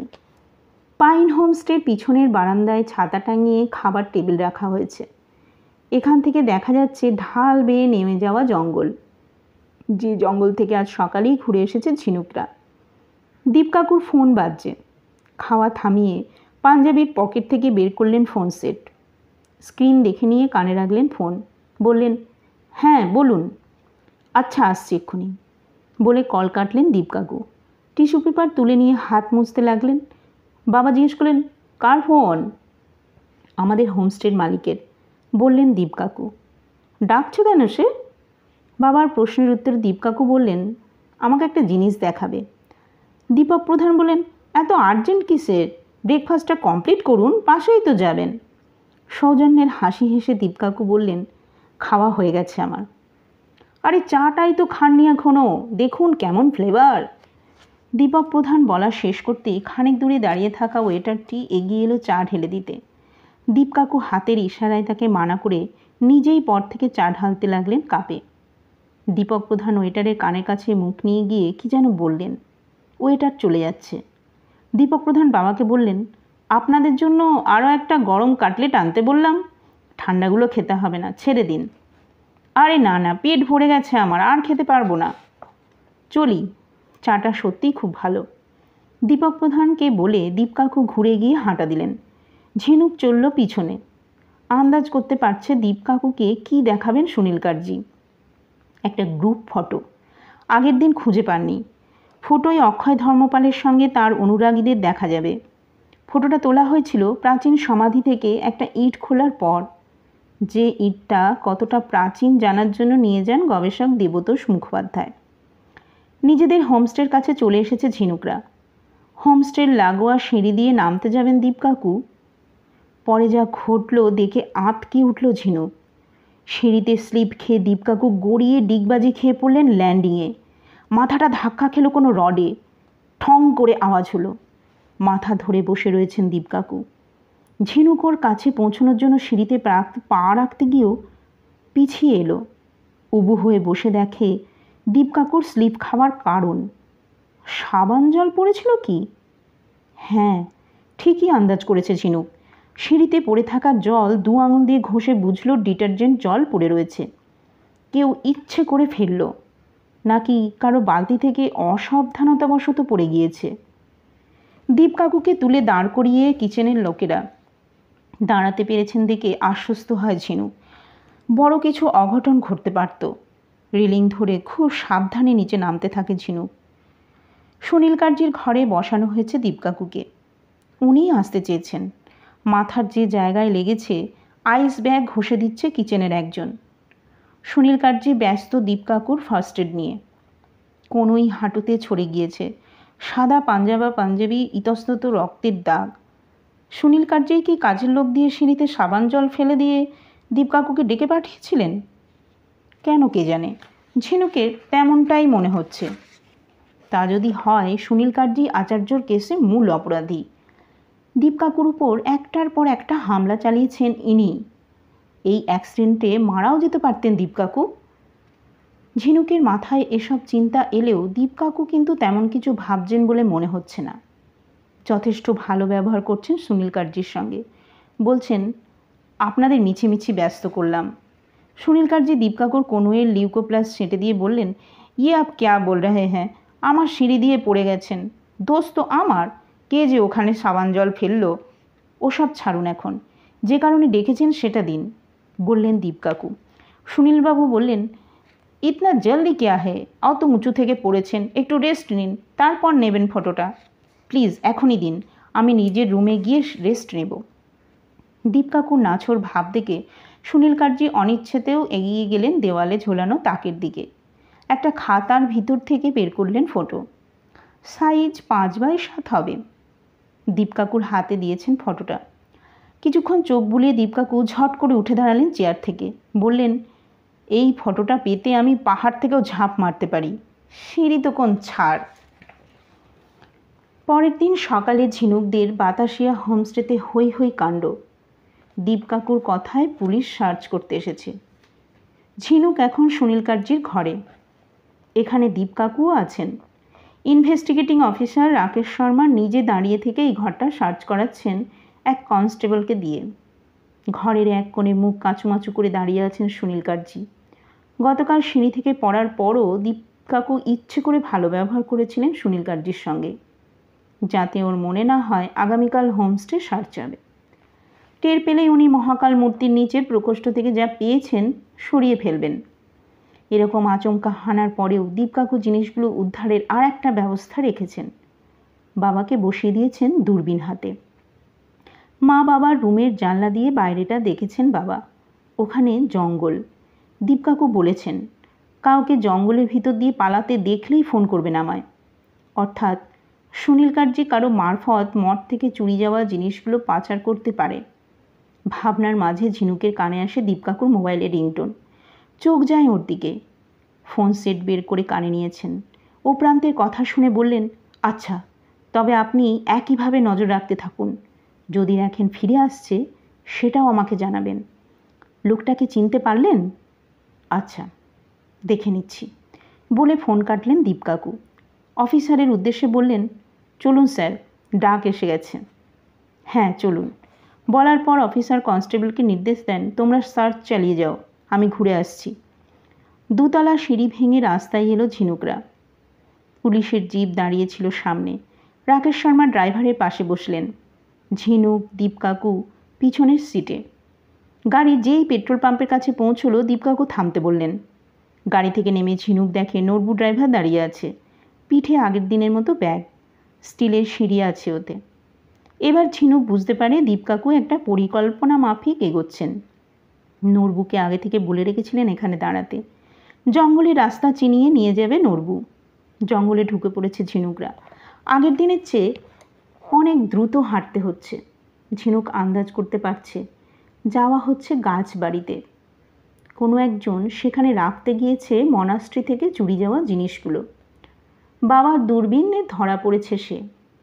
আসল চোর রয়ে গেছে তাদের হোমস্টেতে, সুনীল কার্জি। জিনিসগুলো উদ্ধারের পর দীপ কাকুকে প্রমাণ দিতে হবে সুনীল কার্জিই অপরাধী। গাছবাড়ির কাছাকাছি পৌঁছে গেল ঝিনুকরা। আগের দিনের মতোই 4 জনে 4টে গাছের আড়ালে দাঁড়িয়েছে। নরবু মুখে সেই অদ্ভুত আওয়াজটা করছে। ঝিনুকের চোখ গাছবাড়ির দরজায়। না, কেউ উঁকি ঝুঁকি মারছে না। সম্ভবত গাছবাড়ির তক্তার দেওয়ালের ফাঁক দিয়ে দেখে নিচ্ছে বাইরেটা। নরবু আরও কয়েকবার আওয়াজ করল। দীপ কাকু হাত নির্দেশ করে ওকে থামতে বললেন। তারপর গাছের আড়াল থেকে বেরিয়ে হাঁটতে লাগলেন গাছবাড়ি লক্ষ্য করে। ঝিনুক গাছের আড়াল থেকে বেরোবে কিনা ভাবছে। দুজনে খানিক দূরত্ব রেখে দীপ কাকুকে অনুসরণ করছে। কোমর থেকে পিস্তলটা হাতে নিয়েছেন অফিসার। ঝিনুকও বেরিয়ে আসে। গাছবাড়ির সামনে এসে থামলেন দীপ কাকু। তারপর মুখের দুপাশে দুহাতের তালুর গার্ড করে চেঁচালেন, মিস্টার প্রধান, বেরিয়ে আসুন, আমরা জানি আপনি এখানেই আছেন। ঝিনুক পুরো হাঁ হয়ে গিয়েছে। মিস্টার প্রধান মানে নিশ্চয়ই দীপক প্রধান, তিনি কেন এখানে? দীপ কাকু আবারও নাম ধরে ডাকলেন। কেউ এলো না গাছবাড়ির দরজার কাছে। দীপ কাকু নরবুকে বললেন, ল্যাডার ফিট করো, যেতে হবে উপরে। সিঁড়ির মাথাটা লাগানো হলো গাছবাড়ির দরজার মুখে। উপরে কারুর কোনো সারা শব্দ নেই। আদৌ কেউ আছে তো? বুকের পাশে থাকা খাপ থেকে পিস্তল বের করে দীপ কাকু সিঁড়ি বেয়ে উঠতে লাগলেন। ওর পিছনে উঠছেন অফিসার, ওর হাতেও পিস্তল। ঝিনুক আর ধৈর্য রাখতে পারে না, উঠে পড়ে সিঁড়িতে। একটু পরে টের পায় নড়বুও উঠে আসছে। গাছবাড়ির দরজার মুখে এসে ঝিনুক দেখে দেওয়ালে ঠেস দেওয়া একটা চেয়ারে বসে আছেন দীপক প্রধান। খানিক দূরে দুপাশে পিস্তল উঠিয়ে আছেন দীপ কাকু আর অফিসার শর্মা। দীপ কাকু দীপক প্রধানকে বলছেন, পুঁথিটা কোথায়, বের করে দিন। দীপক প্রধানের দিক থেকে কোনো উত্তর নেই। অস্বাভাবিক এক চাউনি দিয়ে তাকিয়ে আছেন দীপ কাকুর দিয়ে। অফিসার বলছেন, কেন লেট করছেন মিস্টার প্রধান, জিনিসটা দিন। হঠাৎ সকলকে চমকে দিয়ে চেয়ার থেকে ছিটকে উঠে এলেন দীপক প্রধান। গাছবাড়ির দরজা লক্ষ্য করে এগোচ্ছেন। দীপ কাকু ধরতে গেলেন। কাটিয়ে নিয়ে দরজার মুখে দাঁড়িয়ে থাকা নরবুকে ধাক্কা মেরে দীপক প্রধান সিঁড়ির মাথাটা ধরে পোল ভোল্টের মতো ঝাঁপ দিলেন নিচে। ঝিনুক আর নিজেকে সংযত রাখতে পারল না। বিনা কোনো অবলম্বন ছাড়াই দৌড়ে গিয়ে ঝাঁপ মারল শূন্যে। এত উঁচু থেকে কখনো ঝাঁপ মারেনি ঝিনুক। শুধু মনে করে নিল মাটিতে পড়ার আগে কিভাবে গড়িয়ে যেতে হবে, যা সে শিখেছে মার্শাল আর্টের ক্লাসে। মাটিতে গড়াচ্ছে ঝিনুক। মনে তো হচ্ছে কোনো ইনজুরি হয়নি। মাটি থেকে উঠে পড়ে দেখে দীপক প্রধান জঙ্গলের দিকে দৌড়চ্ছেন। একবার ঢুকে পড়লে খুঁজে পাওয়া কঠিন হবে। ঝিনুক দৌড় শুরু করে দিয়েছে। ফিট পাঁচেক দূর থেকে জাম্প মেরে কলার ধরে ফেলে দীপক প্রধানের। হ্যাঁচ কাটানে মাটিতে ফেলার চেষ্টা করে। উনি পড়লেন না, সামলে নিলেন। ভীষণ ক্রুদ্ধ ভঙ্গিতে এগিয়ে এসে ডান হাতটা চালালেন ঝিনুকের মুখ লক্ষ্য করে। চট করে মাথা নামিয়ে নিয়ে ঝিনুক ডান পায়ে আপার কাট মারে প্রধানের বুকের পাঁজরে নিচে। মোক্ষম মার। বুক ধরে বেশ খানিকটা পিছিয়ে গেলেন প্রধান। চোখে বিস্ময়। ভাবতে পারেননি এইটুকু মেয়ে এমন মারাত্মক আঘাত হানতে পারে। ঝিনুক পজিশন নিয়ে নিয়েছে। দু হাত মুঠি করে পর্যায়ক্রমে দু পায়ে টোয়ে অল্প লাফাচ্ছে। আচমকা ঘুরে গিয়ে পালাতে গেলেন দীপক প্রধান। ঝিনুক তৈরি ছিল। বেশ খানিকটা উড়ে গিয়ে নিজের একটা পা ঢুকিয়ে দিল প্রধানের দু পায়ের মাঝে। মুখ থুবড়ে পড়লেন দীপক প্রধান। ঝিনুক লাফিয়ে গিয়ে পড়ল ওর পিঠে। হাঁটু দিয়ে ঘাটটা মাটিতে চেপে ধরে ওর ডান হাতটা তুলে মুচড়ে ধরল। নরবু চলে এসেছে পিছনে। গাছ বেয়ে নেমে এলো বোধহয়। উঠে পড়ল দীপক প্রধানের পিঠে। ঝিনুক বলল, दीदी आप सीढ़ी को गाजबाड़ी में लगा दीजिए, सैर लोग उतरेंगे, मैं इनको पकड़ के रखता हूँ। দীপক প্রধানকে নরবুর হেফাজতে দিয়ে ঝিনুক দৌড়েই মাটিতে পড়ে থাকা সিঁড়িটার দিকে। এটা ধরেই মাটিতে নেমে এসেছিল প্রধান। দীপ কাকুরা সিঁড়ির অপেক্ষাতেই ছিলেন। ঝিনুক সিঁড়ি লাগিয়ে দিতেই একে একে নেমে এলেন। দুজনে ছুটলেন দীপক প্রধানের কাছে। ঝিনুকও চলল পিছনে। দীপ কাকু অফিসার পৌঁছতে দীপক প্রধানকে চিৎ করে দিল নরবু। দীপ কাকু অফিসার দুজনেই পিস্তল তাক করে রেখেছেন দীপক প্রধানের দিকে। দীপ কাকু কড়া গলায় বললেন, অনঙ্গশীলের পুঁথিটা দিন, আমি শিওর ওটা এখন আপনার কাছেই আছে। পুঁথিটার সঙ্গে করেই পালাচ্ছিলেন আপনি? কন সা পুঁথি, আপনি কি বলছেন?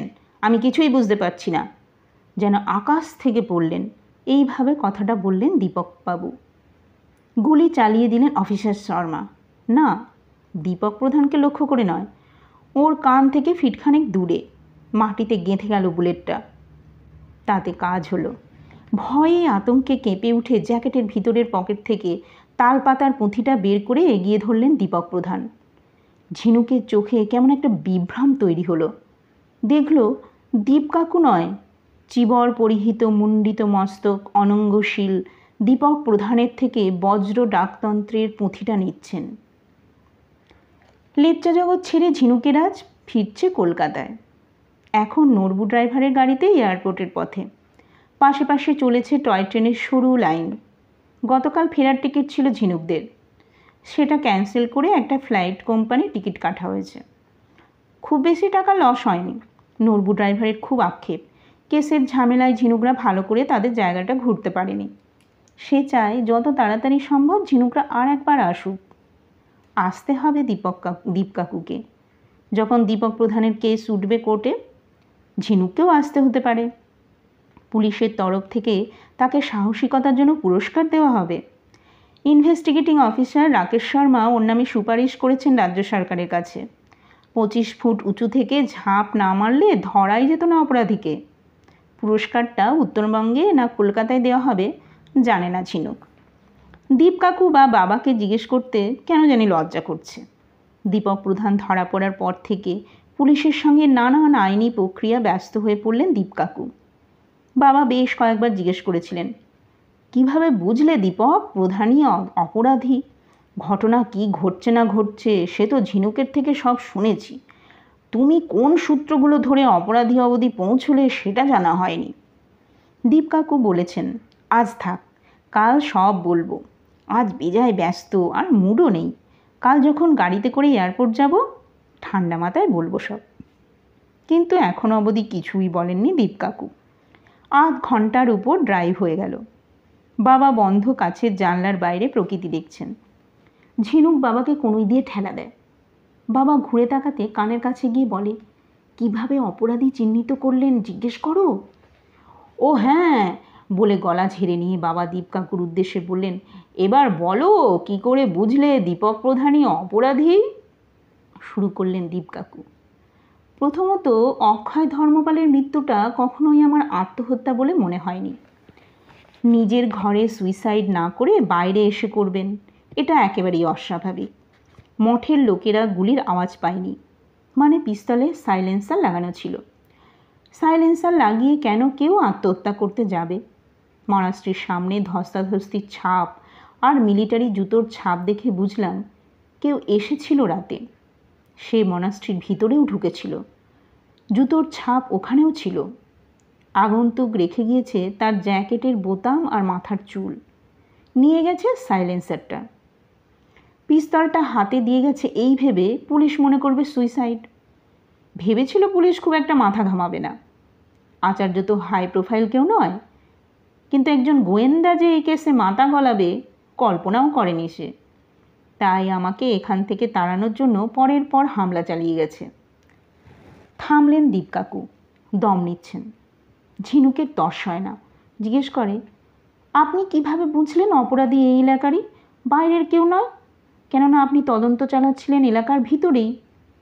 মনাস্ট্রির সামনে রাস্তায় যেসব সিসি ক্যামেরা আছে তাতে ধরা পড়েনি কারো ছবি, অর্থাৎ যে অপরাধী সে ক্যামেরার অবস্থান সম্বন্ধে অবগত। এলাকার লোক হলেই এটা জানা সম্ভব। ঘুর রাস্তায় কিভাবে মনাস্ট্রিতে আসতে হবে সেটা সে এলাকার লোক বলেই জানত। মানুষটা আচার্যর যথেষ্ট ঘনিষ্ঠ, কারণ সে মনাস্ট্রির ডুপ্লিকেট চাবি হাতিয়েছিল। আচার্যর ঘনিষ্ঠ বলতে তো অনেকজনই, সুনীল কাটজি, রোশন কেরকেট্টা, দীপক প্রধান, নিরঞ্জন পাল এবং নন্দ সুপ্রজ্ঞ। এতজনের মধ্যে থেকে অপরাধীকে শনাক্ত করা বিশাল কঠিন কাজ। এটা বললেন বাবা। দীপ কাকু বলেন, আপনি একজনের নাম বাদ দিলেন, বীরেন্দ্র তামাং। হ্যাঁ, তিনি আচার্যর ঘনিষ্ঠ ছিলেন না, কিন্তু তার হোমস্টেতে উঠেছিলেন দেবতোষ মুখার্জি। আচার্যের সঙ্গে দেবতোষ মুখার্জি যদি রুমে বসে ফোনে কথা বলে থাকেন, দরজায় কান পাতলে বীরেন্দ্র তামাং সমস্তটাই শুনতে পাবে। আমি ঝিনুক সেটা পরীক্ষা করে দেখেছি। ওই কথোপকথন থেকে কি বীরেন্দ্র আন্দাজ করেছিলেন মনাস্ট্রির মধ্যে অত্যন্ত দামি কিছু আছে? তবে সুপ্রজ্ঞকে আমি প্রথম থেকেই বেনিফিট অফ ডাউট দিয়ে রেখেছিলাম। উনি সন্ন্যাসী মানুষ, জাগতিক লোভ মায়া কাটিয়ে এসেছেন। চুরি করে বড়লোক হওয়ার ইচ্ছে ওর হবে না। এটা যদি শুধু খুন হতো আমি ওকে সন্দেহ করতাম, আন্দাজ করতাম কোনো রেষারেষি অথবা ঝগড়া থেকে খুন হয়েছে। কিন্তু আমি গোড়া থেকেই টের পাচ্ছিলাম মনাস্ট্রি থেকে কিছু চুরি হয়েছে, নয়তো মনাস্ট্রির মধ্যে বুটের ছাপ থাকতো না। সে যাই হোক, এত কজন সন্দেহের তালিকা থাকায় আমি বেশ কনফিউজড হয়ে পড়েছিলাম। জট খানিকটা কাটল দেবতোষবাবুর সঙ্গে কথা বলার পর। প্রথমে তো বুঝলাম কি অমূল্য সম্পদ থাকতে পারে মনাস্ট্রিতে। অনঙ্গশীলের সঙ্গে থাকা 13 শতকের বৌদ্ধ পুঁথি। বড় বড় কালেক্টররা প্রচুর টাকা দিয়ে কিনে নেবে এ জিনিস। দ্বিতীয় খটকাটা হলো, দেবদাসবাবু বললেন যে মানুষটা অনঙ্গশীলের সমাধি নিয়ে মাথা ঘামাননি, অর্থাৎ অক্ষয় ধর্মপাল, তিনিই আবার ফোনে করে জানতে চেয়েছেন সমাধির ইটের কি রেজাল্ট পাওয়া গেল। ওটা কি 13 শতকেরই? আমার মনে হলো ফোনটা আচার্য করেননি, ওর ফোন সেট থেকে অন্য কেউ করেছে। তবে অমূল্য সম্পদ আছে একমাত্র জানতেন আচার্য। যখন দেবতোষবাবু এসে সেই সম্পদের খোঁজ করলেন, আশঙ্কিত হলেন আচার্য। ব্যাপারটা জানাজানি হলে চুরির চেষ্টা হতে পারে, তাই সিসিটিভি লাগানোর প্ল্যান করছিলেন। আমি নন্দসুপ্রজ্ঞকে এক ফাঁকে জিজ্ঞেস করেছিলাম, আচার্যর মোবাইল ব্যবহার করার মতো এত ঘনিষ্ঠ কে আছে? যদিও সে আচার্য থেকে দূরে গিয়ে ফোন করেছে সেটা থেকে। নন্দসুপ্রজ্ঞ বললেন আচার্যর কোনো কিছুই তেমন পার্সোনাল ছিল না, যে কেউ ব্যবহার করতে পারত। কিন্তু অত ওল্ড মডেলের ফোন কে ব্যবহার করবে? কিছুদিন আগে উনি ফোন হারিয়ে ফেলেছিলেন। ঘণ্টা দুয়েক খুব খোঁজাখুঁজি হলো, পেলেন রোশন কেরকেটটা আচার্যর ঘর থেকেই। আমি জিজ্ঞেস করলাম, সেদিন আচার্যর সঙ্গে আর কে কে ছিল? নন্দসুপ্রজ্ঞর থেকে জানলাম প্রায় সকলেই ছিল, নিয়মিত যারা যাতায়াত করত, এমনকি নিরঞ্জন পালও। ঠিক এই পয়েন্ট থেকে আমি বীরেন্দ্র তামাংকে সন্দেহের বাইরে রাখলাম। নিরঞ্জন পালকেও খানিকটা ছাড় দিয়ে রেখেছিলাম। দার্জিলিংয়ে বসে মনাস্ট্রি থেকে জিনিস সরানো, আমাদের উপর হামলা চালানোর জন্য লোককে লোক লেলিয়ে দেওয়া, এসব অপারেট করা একটু কঠিন। ইতিমধ্যে লেপচা জগতের ট্যাক্সি স্ট্যান্ডের সিসিটিভি ফুটেজ পেলাম পুলিশের থেকে। যেদিন আমরা দার্জিলিং যাচ্ছিলাম সেই সময়ের ফুটেজ। তাতে দেখলাম প্রকাশের সঙ্গে যে ছেলেটা ছিল, যাকে ট্যুরিস্ট বলছিল প্রকাশ, সে ওখান থেকেই উঠেছে গাড়িতে। সেই ছেলের ফটো ট্যাক্সি স্ট্যান্ডের অন্যান্য ড্রাইভারকে দেখায় পুলিশ। একজন ড্রাইভার তাকে চিনতে পারে। ছেলেটা ট্রাভেল এজেন্ট, শিলিগুড়িতে থাকে। ওর কাস্টমার পাইন হোমস্টেতে পাঠায়। মাঝে মাঝে দেখা করতে আসে পাইন হোমস্টের মালিক দীপক প্রধানের সঙ্গে। শুনতে শুনতে ঝিনুকের একটু অভিমান হয়। দীপকাকু এই তথ্যগুলো বলেননি তাকে, বলে যাচ্ছেন দীপকাকু। এইখানে এসে আমি বেশ সমস্যায় পড়ে যাই।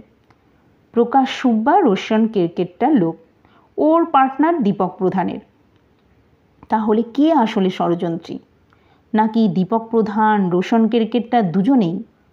এদিকে আবার দীপক প্রধান আচার্যর ভাইপোর কথা বলে আমার তদন্তের মুখ ঘুরিয়ে দিতে চেয়েছিলেন। পুলিশকে ভাইপোর খোঁজ নিতে বললাম। আচার্যর পূর্বাশ্রম দ্বারভাঙার বাড়ি থেকে রিপোর্ট আসতে দেরি হলো। ততক্ষণে আমি চিহ্নিত করে ফেলেছি। কি রিপোর্ট এসেছিল জানতে চাইল ঝিনুক।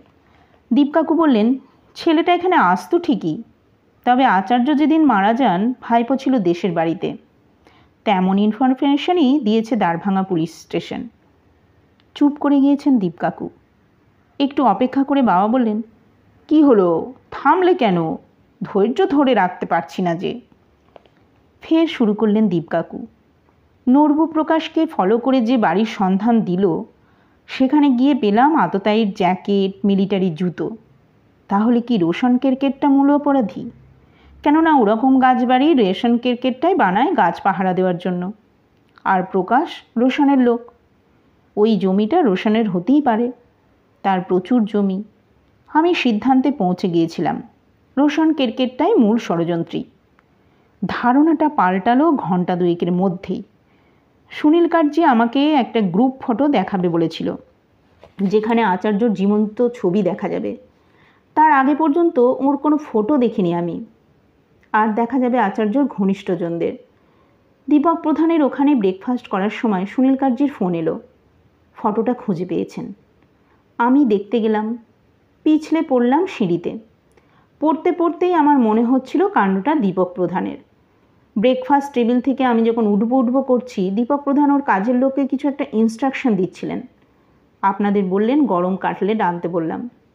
আসলে উনি কাজের লোকটিকে সাবান জল ঢালতে বলেছিলেন আমাদের হোমস্টের সিঁড়িতে। সুনীল কার্জির দেওয়া ফটো দেখে আমি শিওর হয়ে গেলাম দীপক প্রধানই মূল অপরাধী। কারণ ফটোয় দেখলাম দীপক প্রধান পরে আছেন সেই জ্যাকেট যেটার বোতাম ছিঁড়ে গিয়েছিল, পায়ে সেই মিলিটারি বুট। এরপর আমি ফাঁদ পাতলাম, পুলিশ দিয়ে ফলস সার্চ করালাম সুনীল কার্জির ডেরা। জানতাম ব্যাপারটা দেখে ভয় পেয়ে যাবে দীপক প্রধান, ভাববে ওর হোমস্টেতেও সার্চ হতে পারে। সেই কারণেই অনঙ্গশীলের পুঁথিটা নিয়ে জঙ্গলের গাছবাড়িতে রাখতে যাবে। জুতো জ্যাকেট গাছবাড়িতে রাখলেও অমূল্য পুঁথি সে নিজের কাছেই রাখত। বাবা বলে উঠলেন, আমি কিন্তু দূরবীন দিয়ে দেখতে ধরতে পারিনি দীপক প্রধান যাচ্ছে জঙ্গলে, হুড তোলা জ্যাকেট পরেছিল।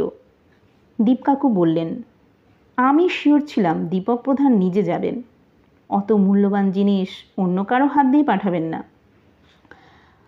আচ্ছা, দীপক প্রধান পাথরের ড্রয়ারটার সন্ধান পেল কিভাবে? জানতে চাইলেন বাবা। দীপ কাকু বললেন, দেবতোষবাবুর এই মনাস্ট্রিতে আগমনের কারণটা যখন আন্দাজ করতে পারলেন দীপক প্রধান, অনুমান করা যায় তারপর থেকে সেঁটে থাকতেন আচার্যর সঙ্গে। মহাকালের কক্ষে ঢুকতে না পারলেও মোবাইলের ক্যামেরা অন করে স্টিকের সাহায্যে ওই ঘরে ঢুকিয়ে বাইরে দাঁড়িয়ে থেকে আচার্য কী করছেন না করছেন সবটাই রেকর্ড করতে পারেন। বাবা মাথা নেড়ে বললেন, হ্যাঁ, এটা তো অনায়াসে সম্ভব। তারপর বিষম উচ্ছ্বাসে চাপড় মারলেন সামনের সিটে বসে থাকা দীপ কাকুর পিঠে। বললেন, এই না হলে ডিটেকটিভ দীপঙ্কর বাগচি, ব্রিলিয়ান্ট ভাই। দীপ কাকু সামান্য উদাস কণ্ঠে বলে উঠলেন, জানেন রজতদা, প্রত্যেকবার কেস সলভ হওয়ার পর নিজের সাফল্যের জন্য ভিতর ভিতর আনন্দিত হই। এবার অন্যরকম একটা ফিলিং হচ্ছে, বাড়তি একটা কিছু। কীরকম? জানতে চাইলেন বাবা। অনেকক্ষণ পর মা বলে উঠলেন, আমি জানি দীপঙ্করের মনের ভিতর কী হচ্ছে। গর্ব হচ্ছে ঝিনুকের জন্য। উৎফুল্ল হয়ে মায়ের দিকে মুখ ফেরালেন দীপ কাকু। বললেন, ঠিক, একদম ঠিক। লজ্জা পেতে গিয়েও থমকে যায় ঝিনুক। কানে ভেসে আসে টয় ট্রেনের হুইসেল। কাছাকাছি এসে পড়েছে ট্রেনটা। ইচ্ছে করে গাড়ি থামাতে বলবে, বলে না। বললে বড়রা এখনও তাকে ছোট্টটিই ভাববে।